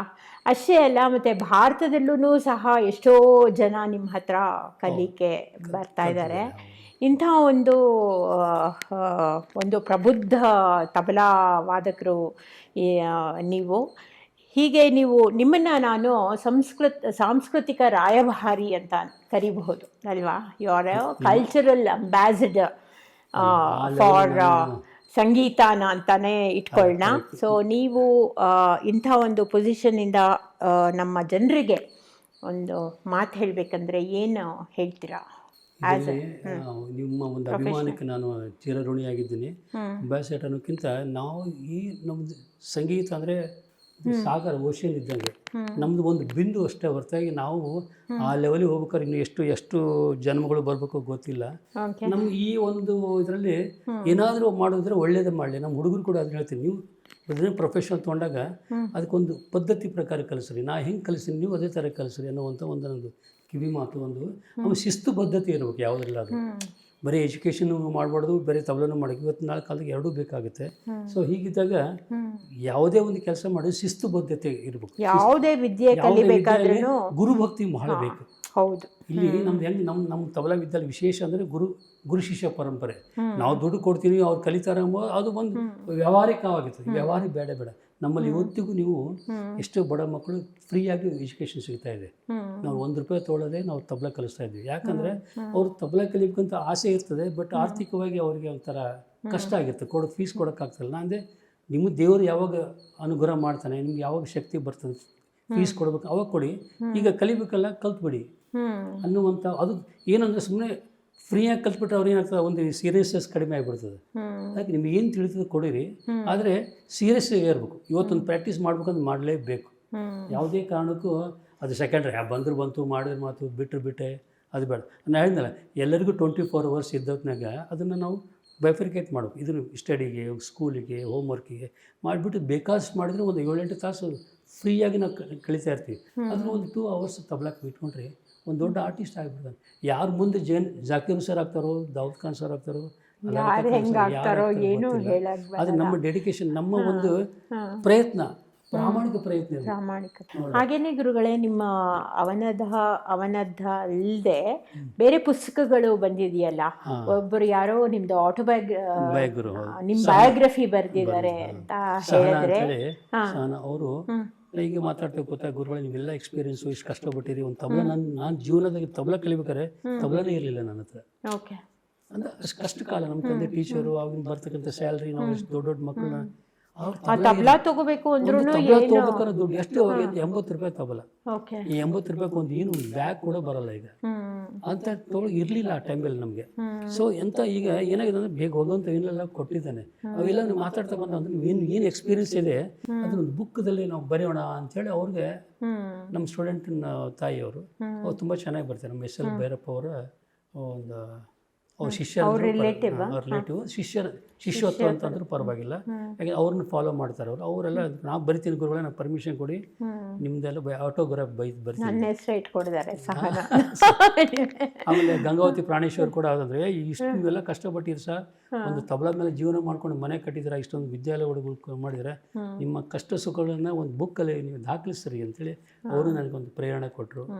ಅದೇ ಪ್ರಕಾರ ನನ್ನ ನೀವು ಹರಿದಾಸರ ಬಗ್ಗೆನೂ ನೀವೇ ಕೃತಿಗಳನ್ನ ರಚನೆ ಮಾಡಿದ್ದೀರಾ. ಸೊ ಅದು ಯಾವುದು ಆ ಕೃತಿಗಳು ಯಾವುದು? ಸ್ವಲ್ಪ ಏನಾದ್ರು ಹಾಡಬಹುದಾ ನೀವು ಅದನ್ನು? ಇಲ್ಲ, ಹಾಡು ನಮ್ಮ ಮನೆಯವ್ರು ಹಾಡ್ತಾರೆ. ನಮ್ಮ ಮನೆಯವ್ರು MA ಮ್ಯೂಸಿಕ್ಕು, ವಿಜಯಲಕ್ಷ್ಮಿ ಕಲ್ಲೂರ್ಕರ್ ಅಂತೇಳಿ. ನಾನು ಮಗ ತಬಲಾ, ನಾನು ಇದು ನಮ್ಮದು ತಬಲಾ. ಆದರೆ ನಾನು ಬರೆಯೋಣಿಗೆ ಯಾಕೆ ಬಂತು ನನಗೂ ಗೊತ್ತಿಲ್ಲ. ಎಂದೂ ದೇವರಾಣಿ ಎಂದೂ ಒಂದು ಅಕ್ಷರ ಬರೆದೋನಲ್ಲ. ಬರೀ ತಬಲಾ ಬೋಲ್ಸ್ ಬರ್ತಿದ್ವಿ, ಕಾಲೇಜ್ ಬರ್ತಿದ್ವಿ. ಅದು ಒಂದಿನ ಫೈನ್ ಡೇ ಗುರುಪೂರ್ಣಿಮೆ ಏನೋ ಒಂದು ಬರಿಬೇಕು ಅಂತ ಪ್ರೇರಣೆ ಆಯಿತು. ಬೆಳಗ್ಗೆ ದೇವರ ಅನುಗ್ರಹ, ಲಕ್ಷ್ಮೀ ದೇವ ಅನುಗ್ರಹದಿಂದ ಏನೋ ಬರಿಬೇಕಂತ, ಏನು ಬರಿಬೇಕು ಅಂತ ಯೋಚನೆ ಮಾಡಿದೆ. ಮಹಾಲಕ್ಷ್ಮಿ, ನಮ್ಮ ಕಲ್ಲೂರು ಮಹಾಲಕ್ಷ್ಮಿ ಎಲ್ಲ ಹಾಡು ಬರೆಯೋಣ. ಒಂದು 2 ನುಡಿ ಬರೆದೆ, 2 ಸ್ಟ್ಯಾಂಜ ಬರೆದು ಏನು ಬ್ಲ್ಯಾಂಕ್ ಆಯಿತು, ಬರಲಿಲ್ಲ, ಬಿಟ್ಬಿಟ್ಟೆ. ಅವತ್ತು ಬೇಡ ಅಂತ ಮತ್ತು ಇನ್ನೊಂದು ದಿವಸ ನೋಡಿದೆ, ಮತ್ತು ಅವತ್ತೇನು 2 ಲೈನ್ ನೋಡ್ತೇವೆ. ಹೀಗಾಗಿ ಅದು ದೇವ್ರ ಬೆಳೀತಾ ಪ್ರೇರಣೆಯಿಂದ ಹೋಯ್ತು. ಆಮೇಲೆ ಎಲ್ಲಿ ಬಂತಂದ್ರೆ ಬರೀ ಬರೀದು ಬೇಡ ಅಂತ ಆಮೇಲೆ ತಲೆಯೊಳಗೆ ಏನು ಕನಸಿನೊಳಗೆ ಏನೋ ಬಂದಂಗಾಗಿ ಇದಕ್ಕೊಂದು ಅಂಕಿತ ಅಂತ ಬೇಕು. ಅಂಕಿತ ಅಂದ್ರೆ ಮುದ್ರಿಕೆ ಬೇಕಲ್ಲ. ಈಗ ಪುರಂದರ ವಿಠಲ ಅಂದರೆ ಪುರಂದಾಸರು, ವಿಜಯ ವಿಠಲ ಅಂದರೆ ವಿಜಯದಾಸರು ಬರೆದು ಎಂಬುದು ಒಂದು ಅಂಕಿತ ನಾಮ ಬೇಕಾಗ್ತದೆ. ನಮ್ಗೆ ಯಾರು ಅಂಕಿತ ಕೊಡೋರು? ಈಗ ಒಂದು ಇದ್ರೊಳಗೆ ನಮ್ದೇನೋ ಅದೇ ವೃತ್ತಿ ಅಲ್ಲ, ನಮ್ದು ಇರೋದು ತಬಲಾ ವೃತ್ತಿ. ಬರಿಬೇಕೆಂಬುದು ಪ್ರೇರಣೆ ಆಯಿತು. ಯಾಕಂದರೆ ಅರಸ ತುರು ರಕ್ಷಕ ವಿಠಲ ಅನ್ನುವಂಥ ಒಂದು ಅಂಕಿತ ನಾಮ. ಅದು ಹೆಂಗೆ ಸರ್? ಅರಸ ತುರು ರಕ್ಷಕ ವಿಠಲ ಅಂದರೆ? ಅರಸ ಅಂದರೆ ರಾಜ, ತುರು ರಕ್ಷಕ ಅಂದರೆ ಗೋಪಾಲ. ನನ್ನ ಹೆಸರು ರಾಜಗೋಪಾಲ್ ಅಂದಿರೋದ್ರಿಂದ ತುರು ಅಂದ್ರೆ ಎಲ್ಲ ಕ್ಯಾಟಲ್, ಹಸು ಎಲ್ಲ ಕಾಯುವ ಗೋಪಾಲ, ಗೋವುಗಳನ್ನು ಕಾಯುವ ಗೋಪಾಲ. ರಕ್ಷಕ ಅಂದ್ರೆ ಕಾಯುವನಾಗ್ತದೆ. ಅದಕ್ಕೆ ಅರಸ ತುರು ರಕ್ಷಕ ವಿಠಲ ಅಂದ್ರೆ ಇದೆಲ್ಲ ನಾವು ಅರ್ಪಣೆ ಮಾಡೋದು ವಿಠಲನಿಗೆ ಅನ್ನುವಂಥ ಒಂದು ಇಟ್ಕೊಂಡು ಅಂಕಿತದಿಂದ ಸುಮಾರು ಹಾಡುಗಳು ಬರೆದೆ. ನಮ್ಮ ಕಲ್ಲೂರು ಮಹಾಲಕ್ಷ್ಮಿ ಮೇಲೆ ಹಾಡು, ವಾಯುದೇವ ಅಂದ್ರೆ ಮಹಾಲಕ್ಷ್ಮಿ ಮೇಲೆ ಬರೆದ್ರು ಇದೆ ಅಂಕಿತ ಸುಮಾರು ಒಂದು 50ರಿಂದ 60 ಹಾಡುಗಳು ಬರೆದಿದ್ದೀನಿ ಆಲ್ರೆಡಿ. ಒಂದು 100 ಹಾಡಾದ್ಮೇಲೆ ಒಂದು ಪುಸ್ತಕ ಮಾಡ್ಬೇಕಂತ ಅಭ್ಯದ. ಅದು ಸುಮ್ಮನೆ ಒಂದು ರಫ್ ಆಗಿ ಇದೆ. ಅದು ಒಂದು 100 ಆದ್ಮೇಲೆ ಯಾರೋ ಸ್ವಾಮಿಗಳ ಕಡೆಯಿಂದ ಅದನ್ನ ಅವ್ರ ಅನುಗ್ರಹ ತಗೊಂಡು ಅವ್ರ ಆಶೀರ್ವಾದ ತಗೊಂಡು ಪ್ರಿಂಟ್ ಮಾಡ್ಬೇಕಂತ ಮಾಡೋಣ ಅಂತ ಪ್ಲಾನ್ ಇದೆ. ನೋಡು ಭಗವಂತನ ಇಚ್ಛೆ. ಆಮೇಲೆ ಅದಲ್ಲದೆ ನೀವು ಬೇರೆ ಬೇರೆ ಹರಿದಾಸರ ಕೃತಿಗಳನ್ನೆಲ್ಲ ಒಟ್ಟಿಗೆ ಸೇರಿಸಿ ಒಂದು ಪುಸ್ತಕ ಬರೆದಿದ್ದೀರಾ ಅಂತ ಹೇಳಿದ್ರೆ, ಅದು ಹರಿದಾಸ ದರ್ಶನ ಅಂತ ಹೇಳಿ ಒಂದು ಬುಕ್ ಬರ್ದಿವಿ. ನಮ್ಮಲ್ಲಿ ಒಂದು ಸಂಪದಾ ಟ್ರಸ್ಟ್ ಅಂತ ಒಂದಿದೆ, ನಮ್ದೆಲ್ಲ ಫ್ರೆಂಡ್ ಸರ್ಕಲ್ ಸೇರಿಸಿ ಒಂದು ಟ್ರಸ್ಟ್ ಮಾಡ್ಕೊಂಡಿದ್ವಿ. ಅದು ಪ್ರತಿ ವರ್ಷ ಒಂದು 7 ದಿವಸ ಒಂದು ಸಂಗೀತ ಕಾರ್ಯಕ್ರಮ ಮಾಡ್ತೀವಿ. ಅದು ದಾಸ ಸಾಹಿತ್ಯದ ಬಗ್ಗೆ ಪ್ರವಚನ ಆಯಿತು, ಹಾಡಾಯಿತು, ಡ್ಯಾನ್ಸ್ ಆಯಿತು, ದಾಸ ಪದಗಳಾಯಿತು, ಆಮೇಲೆ ಅದ್ರ ಬಗ್ಗೆ ಡಿಸ್ಕಷನ್ ಆಯಿತು, ಬೇರೆ ಬೇರೆ ಬೇರೆ ಅಂತಾಕ್ಷರಿ, ಹಾಡು, ಭಜನಾ ಮಂಡಳಿ, ಹಿಂಗೆ ಒಂದು ವಾರದ ಕಾರ್ಯಕ್ರಮ ಮಾಡ್ತಾಯಿದ್ವಿ. ನಮ್ದು 10 ವರ್ಷದ ಒಂದು ಮೈಲಿಗಲ್ಲು. ಅವಾಗ ನಮ್ಮೆಲ್ಲ ಫ್ರೆಂಡ್ಸ್ ಎಲ್ಲ ಅಂದ್ರೆ ಒಂದು ಏನೋ ಬುಕ್ ಬರಿಬೇಕು ಅದ್ರ ಬಗ್ಗೆ. ಹರಿದಾಸನ ಏನು ಈ ಪುರಂದಾಸರ ಬಗ್ಗೆ ಬರಿಬೇಕಾದ್ರೆ ಫುಲ್ ಡೇಟ್ ಎಲ್ಲ ನೋಡ್ಬೇಕಾಗ್ತದೆ. ಒಂದೊಂದು ಬುಕ್ ನೀವು ಒಂದೊಂದು ಚೇಂಜಸ್ ಇರ್ತವೆ. ವಿಜಯದಾಸರ ಬಗ್ಗೆ, ಗೋಪಾಲದಾಸರ ಬಗ್ಗೆ, ಜಗನ್ನಾಥ ದಾಸರ ಬಗ್ಗೆ ಅವ್ರು ಸ್ವಲ್ಪ ಚೂರು ತಿಳ್ಕೊಬೇಕಂತಂದ್ರೆ ಬುಕ್ಕೆಲ್ಲ ಓದಬೇಕಾಗತ್ತೆ. ನಾ ಏನು ಮಾಡಿದೆ ಅಂದರೆ ಅವ್ರು ಹೈಲೈಟ್ಸ್ಗಳನ್ನೆಲ್ಲ ಮಾಡಿಕೊಂಡು ಅವ್ರ ಫೋಟೋ ಹೈಲೈಟ್ಸ್ ಮಾಡಿಕೊಂಡು ಎಲ್ಲ ಹರಿದಾಸ ಈಗಿನ ಅರ್ವಾಚಿನ ಈಗಿನ ದಾಸರ ತನಕ ಪುರಂದಾಸನ ನೋಡ್ಕೊಂಡು ಇಲ್ಲಿ ತನಕ ಎಲ್ಲರೂ ಒಂದು ಅಂಕಿತ. ಅವ್ರು ಎಲ್ಲಿ ಬರ್ದಾರೆ, ಅವ್ರು ಹುಟ್ಟಿದ್ದಲ್ಲಿ, ಅವ್ರ ಕಾಲವಾಗಿದ್ದಲ್ಲಿ, ಅವ್ರ ಹಾಡುಗಳು ಎಷ್ಟು ಬರ್ದಾರೆ, ಅವ್ರ ಬಗ್ಗೆನೂ ಬಯೋಗ್ರಫಿ, ಅವ್ರ ಶಿಷ್ಯರು ಎಷ್ಟು ಜನ ಇದ್ದಾರೆ, ಅವ್ರು ಯಾವ ಕಾಲದಲ್ಲಿ ಅವರು ಕಾಲವಾಗಿದ್ರು, ಯಾವ ಕಾಲದಲ್ಲಿ ಅವ್ರು ಫೇಮಸ್ ಆದರು, ಅವ್ರ ಗುರುಗಳು ಯಾರು, ಅವ್ರ ಅಂಕಿತ ಕೊಟ್ಟವ್ರು ಯಾರು, ಮತ್ತೆ ಅವ್ರ ಕೃತಿಗಳನ್ನೂ ಕಂಪೈಲ್ ಮಾಡಿದ್ದೀರಾ? ಬರೀ ಬಯೋಡೇಟಾ ಕೊಟ್ಟಂಗಷ್ಟೇ. ಅದರಿಂದ ಒಂದು ಬುಕ್ ಮಾಡಿಬಿಟ್ವಿ. ಅದರಿಂದ ಈ ದಾಸರ ಬಗ್ಗೆ ಎಷ್ಟು ದಾಸರನ್ನು ಕವರ್ ಮಾಡಿದ್ದೀರಾ? ಸುಮಾರು ಒಂದು 30-35 ದಾಸರು ಕವರ್ ಆಗಿದೆ. ಅದರಲ್ಲಿ ಎಲ್ಲ ದಾಸರು ಕವರ್ ಮಾಡಿಬಿಟ್ಟು ಒಂದು ಬುಕ್ ಮಾಡಿ ಅದು ನಮ್ಮ ಸಂಪದ ಟ್ರಸ್ಟಿಂದ ರಿಲೀಸ್ ಆಗಿದೆ. ಅದರಲ್ಲಿ ಇದು ನನ್ನ ಅಳಿವೆ ಸೇವೆ ಅಷ್ಟೇ, ನಮ್ಮ ದಾಸ ಸಾಹಿತ್ಯಕ್ಕೆ ಅಷ್ಟೇ. ಆಮೇಲೆ ನೀವು ಸಾಥ್ ಕೊಟ್ಟಿರೋದು ಭಾರತ ರತ್ನ ಭೀಮಸೇನ್ ಜೋಶಿಗೆ, ಮಲ್ಲಿಕಾರ್ಜುನ್ ಮನ್ಸೂರ್ ಕೊಟ್ಟಿದ್ದೀರಾ. ಅವರೆಲ್ಲ ನಿಮ್ಮನ್ನು ಕೇಳ್ತಿದ್ರಂತೆ ಅಲ್ವಾ, ನೀವೇ ಬಂದು ಸಾಥ್ ಕೊಡಬೇಕು ಅನ್ನೋದನ್ನು? ಅಂತ ಲೆಜೆಂಡ್ರಿಗಳು ನಿಮ್ಮನ್ನು ಕರೆದಿರೋದು ಅದು ಒಂದು ಭಾಗ್ಯ ಅಂತಾನೆ. ದೊಡ್ಡ ಭಾಗ್ಯ. ಅವ್ರು ನೋಡಿ ಎಂಬುದು ಭಾಗ್ಯ, ಅವ್ರ ಜೊತೆ ಒಡನಾಟ ಇದ್ದಿದ್ದು ಒಂದು ಭಾಗ್ಯ. ಅವ್ರು ಕರೆಯಂಗಿಲ್ಲ, ನಾವು ಹೋಗ್ತಿದ್ವಿ, ಕೈಕಾಲು ಹುಡ್ಕೋತೀವಿ, ಗುರುಗಳೇ ನಿಮ್ಮ ಜೋಡಿ ಒಂದು ಹಾಡಿಗೆ ಅವಕಾಶ ಕೊಡಿ ಅನ್ನುವಂಥ ಒಂದಿತ್ತು. ಆಮೇಲೆ ಅಂತ ಲೆಜೆಂಡ್ ನಮ್ಮನ್ನು ಗುರುತಿಸ್ತಾರಲ್ಲ, ಅದು ದೊಡ್ಡ. ಗಂಗೂಬಾಯಿ ಹಾನಗಲ್ ಪಂಡಿತ್ ಬಸವರಾಜ ರಾಜಗುರುಗಳಾಯ್ತು, ಎಲ್ಲ ಲೆಜೆಂಡ್. ಮಲ್ಲಿಕಾರ್ಜುನ್ ಮನ್ಸೂರ್ ಆಯ್ತು, ಭೀಮಸೇನ್ ಜೋಶಿ, ಇನ್ನೂ ಯಾರೋ ತುಂಬಾ ಜನ ಮುಸ್ಲಿಂ, ಇವರು ತುಂಬಾ ಹಿಂದೂಸ್ತಾನಿ ಮ್ಯೂಸಿಕ್ ಅಲ್ಲಿ ತುಂಬಾನೇ ಇದು ಮಾಡಿದಾರಲ್ಲ, ಮುಸ್ಲಿಮ್ಸ್ ಜಾಸ್ತಿ ಇದ್ದಾರೆ. ಅವರು ಒಡನಾಟದಲ್ಲಿ ಇದ್ದಾಗ ಅವರು ಸಂಪರ್ಕ. ಈಗ ಮೊನ್ನೆ ಯಾರೋ ಹಿಂದೂಸ್ತಾನಿ ಮ್ಯೂಸಿಕ್ ಹೋಗ್ಬಿಟ್ಟಲ್ಲ ಅವರು ಉಸ್ತಾದ್ ಯಾರೋ ತುಂಬಾನೇ ಲೆಜೆಂಡ್ರಿ ಮ್ಯೂಸಿಷಿಯನ್ ಅಂತ ಹೇಳ್ತಾ ಇದ್ರು. ರಶೀದ್ ಖಾನ್ ಅವ್ರು ತೀರ್ಕೊಂಡ್ಬಿಟ್ರು ಅಂತ ಅನ್ಸುತ್ತೆ. ಹಾಗೆಯೇ ನಾನು ಇನ್ನೊಂದು ವಿಷಯ ಕೇಳಬೇಕು ಅಂದ್ಕೊಂಡೆ. ಈಗ ನೀವು ನಿಮ್ಮದೇ ನೀವೇ ಇಷ್ಟು ಪ್ರೊಫಿಷಿಯನ್ಸಿ ಪಡೆದು ನಿಮ್ಮದು ಒಂದು ಪ್ಲ್ಯಾನು, ನಿಮ್ಮನ್ನು ನೀವು ಇನ್ನು ಮುಂದೆ ತೊಗೊಂಡು ಹೋಗೋಕ್ಕೆ ನಿಮಗಾಗೂ ಒಂದು ಪ್ಲ್ಯಾನ್ ಇರುತ್ತೆ. ಹಾಗೆ ನೀವು ಸಂಗೀತ ಸಮುದಾಯಕ್ಕೂ ನೀವು ಏನೋ ಕಾಂಟ್ರಿಬ್ಯೂಟ್ ಮಾಡಬೇಕು ಅನ್ನೋದು ನಿಮ್ಮ ಪ್ರಾಜೆಕ್ಟ್ ಏನಾದರೂ ಇದೆಯಾ? ಯಾವುದಾದ್ರೂ ಯೋಜನೆಗಳನ್ನ ಹಮ್ಮಿಕೊಂಡಿದ್ದೀರಾ? ಇದೆ ತುಂಬ ಈಗ ಅಂದರೆ ಈ ಬರೇ ತಬಲಾ ಕಲಿಸೋದಂತೆಲ್ಲ ತಬಲಾದಿಂದ ಅದೇ 3 ವೆರೈಟಿ ಗಾಯನ ವಾದನ ನೃತ್ಯ ಎಲ್ಲ ತಬಲಾ ಸ್ಪ್ರೆಡ್. ಈಗ ನಮ್ಮ ಕಲಿಸಿದ ಗುರುಗಳನ್ನ ನಮ್ಮ ಹತ್ರ ಇಟ್ಕೊಳ್ಳೋ ಅದೇ ಎಲ್ಲ ಹುಡುಗರಿಗೆ ಕೊಡಿಸ್ಬೇಕು ಒಂದು. ಆಮೇಲೆ ಲೈಬ್ರರಿ ಮಾಡ್ಕೊಂಡು ತಲೆ ಭಾಳ ಇತ್ತು. ಲೈಬ್ರರಿ ಅಂದರೆ ದೊಡ್ಡ ಲೆಜೆಂಡ್ ನುಡಿಸಿರ್ತಕ್ಕಂಥ ರೆಕಾರ್ಡ್ಗಳನ್ನೆಲ್ಲ ಒಂದು ಕಲೆಕ್ಟ್ ಮಾಡಬೇಕು. ಈಗ ಯಾರಿಗೂ ಗೊತ್ತಿಲ್ಲ ಈ ದೊಡ್ಡ ಲೆಜೆಂಡ್ರಿಗಳನ್ನ ನುಡಿಸಿದ್ದನ್ನ ಕೇಳಕ್ಕೆ ಈಗ ಸಿಗುತ್ತೆ. ನನಗೆ ಒಂದು ಸ್ವಲ್ಪ ಡ್ರೀಮ್ ಭಾಳ ಇತ್ತು, ಅದರದ್ದೇ ಲೈಬ್ರರಿ ಮಾಡಬೇಕು, ಅದರದ್ದೇ ಬುಕ್ಸ್ ಮಾಡಬೇಕು. ಅವೆಲ್ಲ ಫೋಟೋ ನಾನು ಸುಮಾರು ಫೋಟೋ ಕಲೆಕ್ಟ್ ಮಾಡಿದ್ದೀನಿ. 1800 ಇಸುತ್ತಂತ ತಬಲಾ ವಾದಕರ ಫೋಟೋಗಳನ್ನೆಲ್ಲ ಒಂದೇ ಫ್ರೇಮಲ್ಲಿ ಮಾಡಿಸಿದ್ದೀನಿ. ಅದು ನಾನು ತುಂಬ ಇತ್ತು, ಅದು ಮಾಡಿ ದೇವರ ಅನುಗ್ರಹದಿಂದ ಆಯಿತು. ಅದು ಮಾಡಿದ್ದೀವಿ. ಅಲ್ಲ, ಅದು ಒಂದು ಚಾರ್ಟ್ ಮಾಡಿಬಿಟ್ಟು ಎಲ್ಲ ಕಲಾವಿದರದು. ಆಮೇಲೆ ಮುಂದೊಂದು ನಮಗೆ ಜಗ ಸಾಕಾಗ್ತಾ ಇಲ್ಲ. ಮುಂದೆ ದೇವರ ಅನುಗ್ರಹ ಆದಾಗ ದೊಡ್ಡದು ಬೆಳೆದಾಗ ಅದನ್ನು ಮಾಡಬೇಕೆಂಬುದು ಅಪೇಕ್ಷೆ ಇದೆ. ಭಗವಂತ ಕಲ್ಲೂರು ಮಹಾಲಕ್ಷ್ಮಿ ಮಾಡಿಸ್ಬೇಕಷ್ಟೇ. ಆಮೇಲೆ ನೀವು ಇಂಡಿವಿಜುವಲ್ ಕಾನ್ಸರ್ಟ್ಸ್ ಎಷ್ಟು ಮಾಡಿದ್ದೀರಾ ಸರ್? ಆಕಾಶವಾಣಿಗೆ ಮಾಡಿದ್ದೀರಾ, ದೂರದರ್ಶನಕ್ಕೆ ಮಾಡಿದ್ದೀರಾ, ಮತ್ತೆ ಸಭೆ ಸಮಾರಂಭಗಳು ಎಷ್ಟೊಂದು ಸಾವಿರಾರು ನೆನಪೇ ಇಲ್ವಾ? ನಾನು ಯಾವಾಗ ಕಲಿತೀನಿ ಅವಲಿಂದ ಕಚೇರಿ ಮಾಡ್ಕೋತೀನಿ. ಲರ್ನಿಂಗ್ ಅರ್ನಿಂಗ್ ಎರಡೂ ನಡೆದ್ಬಿಟ್ಟಿತ್ತು ನಮಗೆಲ್ಲ. ನಾವು ಕಲಿಬೇಕಾದ್ರೆ ಅವಾಗ ನಮ್ಗೆ ದುಡ್ಡಿನ ಅವಶ್ಯಕತೆ ಇತ್ತು. ಒಂದು ಕಚೇರಿಗೆ ಹೋಗಿ ಎಷ್ಟೋ ಕೊಡ್ತೀವಿ, ಅದೇ ದುಡ್ಡಲ್ಲಿ ಕಲೆಕ್ಟ್ ಮಾಡಿಬಿಟ್ಟು ಹೈದರಾಬಾದ್ಗೆ ಹೋಗಿ ನಾನು ತಬಲಾ ಕಲಿತು ಬರ್ತಿದ್ದೆ. ಸೊ ನಾವು ಕಲಿಯೋದು ಯಾವಾಗ ಕಲ್ತೀವಿ ಅವಲಿಂದ ನಾವು ಕಚೇರಿ ಕೊಟ್ಕೋತಾ ಅದು ಎಷ್ಟು ಕಚೇರಿ ಕೊಟ್ಟಿವಿ ಅಂತ ನಮ್ಗೆ ಇವತ್ತು ನೆನಪಿಲ್ಲ. ಸುಮಾರಾಗಿದೆ, ಸಾವಿರಾರುಗಳಾಗಿದೆ. ಆಮೇಲೆ ಘರಾನಗಳು ಅಂತ ಇದೆ ಅಲ್ವಾ? ಅದು ಎಷ್ಟು ಘರಾನಗಳಿದೆ? ಘರಾನ ಅಂದ್ರೆ ಏನು? ಕೆಲವು ಯಾವುದೋ ಫರೂಕಾಬಾದ್ ಘರಾನ ಅಂತ ಕೇಳಿದೆ, ಬನಾರಸ್ ಘರಾನ ಅಂತ ಕೇಳಿದೆ, ದಿಲ್ಲಿ ಘರಾನ. ಮೂಲವಾಗಿ 6 ಘರಾಣಗಳು. ಘರಾಣ ಅಂದ್ರೆ ಮನೆತನ, ಪರಂಪರೆ. ಅದು ಘರಾಣ ಅಂತ ಎದಕ್ಕೆ ಬಂತಂದ್ರೆ 3 ರಿಂದ 4 ಜನರೇಷನ್ ಒಟ್ಟಿಗೆ ಆದ್ರೆ ಅದು ಘರಾಣ ಆಗಿ ಬಿಡ್ತದೆ. ಘರಾಣ ಅಂದ್ರೆ ಪರಂಪರೆ.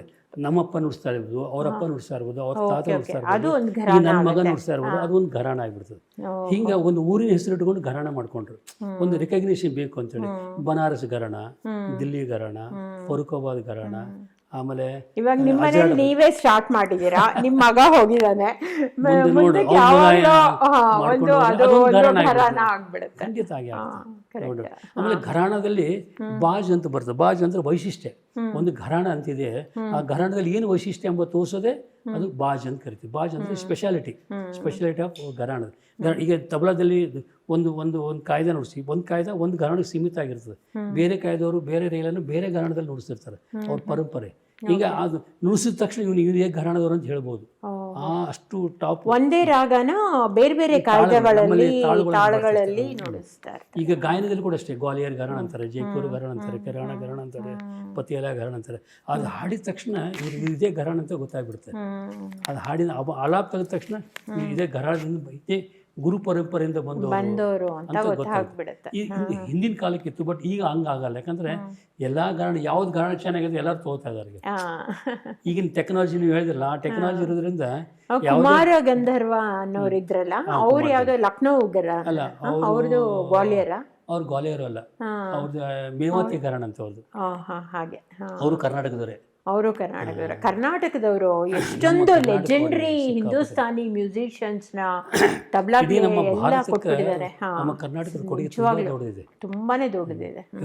ಸವಾಯ್ ಗಂಧರ್ವ ಹಿಡ್ಕೊಂಡು ಸವಾಯ್ ಗಂಧರ್ವ ಒಂದು ಪಂಡಿತ್ ಭೀಮಸೇನೇಶ್ವರ ಗುರುಗಳು, ಸವಾಯ್ ಗಂಧರ್ವ, ಪಂಚಾಕ್ಷರಿ ಗವಾಯಿಗಳು, ಅದು ನಾರ್ತ್ ಕರ್ನಾಟಕ, ಪುಟ್ಟರಾಜ ಗವಾಯಿಗಳು. ಹೌದು, ಅವರೆಲ್ಲ ಇರಲ್ಲ. ನಮ್ಮ ಸಂಗೀತಕ್ಕೆ ದೊಡ್ಡ ಕೊಡುಗೆ ಅವರೆಲ್ಲ. ಅದಲ್ಲದೆ ಗಂಗೂಬಾಯಿ ಹಾನಗಲ್ ಅವರು ದೊಡ್ಡ ಲೆಜೆಂಡ್ರಿ ಅವರೆಲ್ಲ, ಪಂಡಿತ್ ಮಲ್ಲಿಕಾರ್ಜುನ್ ಮನ್ಸೂರ್ ಅವರು, ಪಂಡಿತ್ ಬಸವರಾಜ ರಾಜಗುರುಗಳು ಅಲ್ವಾ. ನಾವು ನೋಡ್ಲಿಕ್ಕೆ ಸಿಗಲ್ಲ ಅಂತವ್ರು.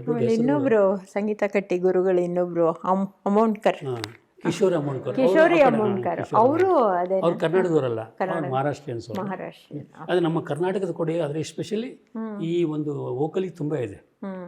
ತಬ್ಲಾಕ್ಕಿಲ್ಲ. ತಬ್ಲಾಕಲ್ಲಿ ಬೇರೆ ನಾರ್ತ್ ಇಂದ ಬಂದಿರತಕ್ಕಂಥ, ನಮ್ಮ ತಬ್ಲಾದಲ್ಲಿ ನಮ್ದಲ್ಲಿ ಪರ್ಷಿಯನ್ನು, ಹಿಂದಿ, ನಾರ್ತ್ ಇಂದ ಬಂದಿರತಕ್ಕಂಥ ಇದು. ಹಿಂದೂಸ್ತಾನ್ ಅಂದ್ರೆ ನಾರ್ತ್ ಕಡೆಯಿಂದ ಬಂದಿರೋದು. ಕರ್ನಾಟಕಿ ಸಂಗೀತ ಏನದಲ್ಲ ಅಂದ್ರೆ ನಮ್ಮ ಮೈಸೂರು ಕರ್ನಾಟಕ. ನೀವು ಈ ಕಡೆ ಮೈಸೂರು ಬೆಂಗಳೂರು ಈ ಕಡೆ ಸುತ್ತಮುತ್ತ ಏನಿದೆಲ್ಲ ಜಾಸ್ತಿ. ಈಗ ದಾವಣಗೆರೆಯಿಂದ ಆಚೆ ಹೋಗ್ಬಿಟ್ರೆ ಹುಬ್ಬಳ್ಳಿ, ಧಾರವಾಡ, ಕೊಲ್ಹಾಪುರ, ಪುಣೆ, ಬಾಂಬೆ ಎಲ್ಲ throughout all over India north music ನೋಡ್ಕೊಂಡು. ಹಿಂಗೆ ಮಾತಾಡ್ತಾ ಹೋದ್ರೆ I think there is no limit ಅಂತ ಅನ್ಸುತ್ತೆ. ಖುಷಿ ಆಗುತ್ತೆ ಇದ್ರ ಮುಂದೆ ನಾವು ರೆಕಾರ್ಡ್ ಮಾಡಿದಾಗ ಜನ ಕೇಳಿದಾಗ ಇದರಿಂದ ಎಷ್ಟೋ ಜನಕ್ಕೆ ಅವ್ರಿಗೆ ಅನುಕೂಲಗಳಾಗ್ಬೋದು, ಕೇಳಬಹುದು. ನಿಮ್ಮ ಒಂದು ಇಂಟರ್ವ್ಯೂ ಮಾಡೋದ್ರಿಂದ ಎಷ್ಟು ನೀವು ನಮ್ಮನ್ನ ತೆಗಿತಾ ಇದ್ರಿ ಎಲ್ಲಿ ಏನೇನು ಹೇಳ್ಬೇಕು ಅಂತೇಳಿ ನಿಮ್ಮ ತುಂಬ ಚೆನ್ನಾಗಿ ಕ್ವಶನ್ ಕೇಳ್ತೀರಿ. ನಿಜವಾಗ್ಲೂ ನಿಮ್ಗೆ ಧನ್ಯವಾದ ಹೇಳ್ಬೇಕು ನಾವು ನಮ್ಮ ಕಡೆಯಿಂದ. Thanks sir. ಗುರುಗಳೇ, ಇಷ್ಟು ಹೊತ್ತು ನೀವು ನಮ್ಮ ಜೊತೆ ಸ್ಪಾರ್ಕ್ ಇಂಟರ್ವ್ಯೂ ನನ್ನ ಜೊತೆ ನಿಮ್ಮ ಇಂಟ್ರಾಕ್ಷನ್ ಬಹಳ ಸೊಗಸಾಗಿತ್ತು. ಎಷ್ಟೋ ವಿಷಯಗಳನ್ನ ನಮಗೆ ಅದ್ರ ಬಗ್ಗೆ ತುಂಬ ನಾಲೆಜ್ ಇಲ್ಲವೇ ಇಲ್ಲ, ವೆರಿ ವೆರಿ ಲಿಮಿಟೆಡ್ ನಾಲೆಜ್. ಸ್ವಲ್ಪ ಇವಾಗ ನಮ್ಮದು ಸ್ವಲ್ಪ ಅದು ಎಕ್ಸ್ಪ್ಯಾಂಡ್ ಆಯಿತು. ತುಂಬ ತುಂಬ ಥ್ಯಾಂಕ್ಸ್ ಧನ್ಯವಾದಗಳು.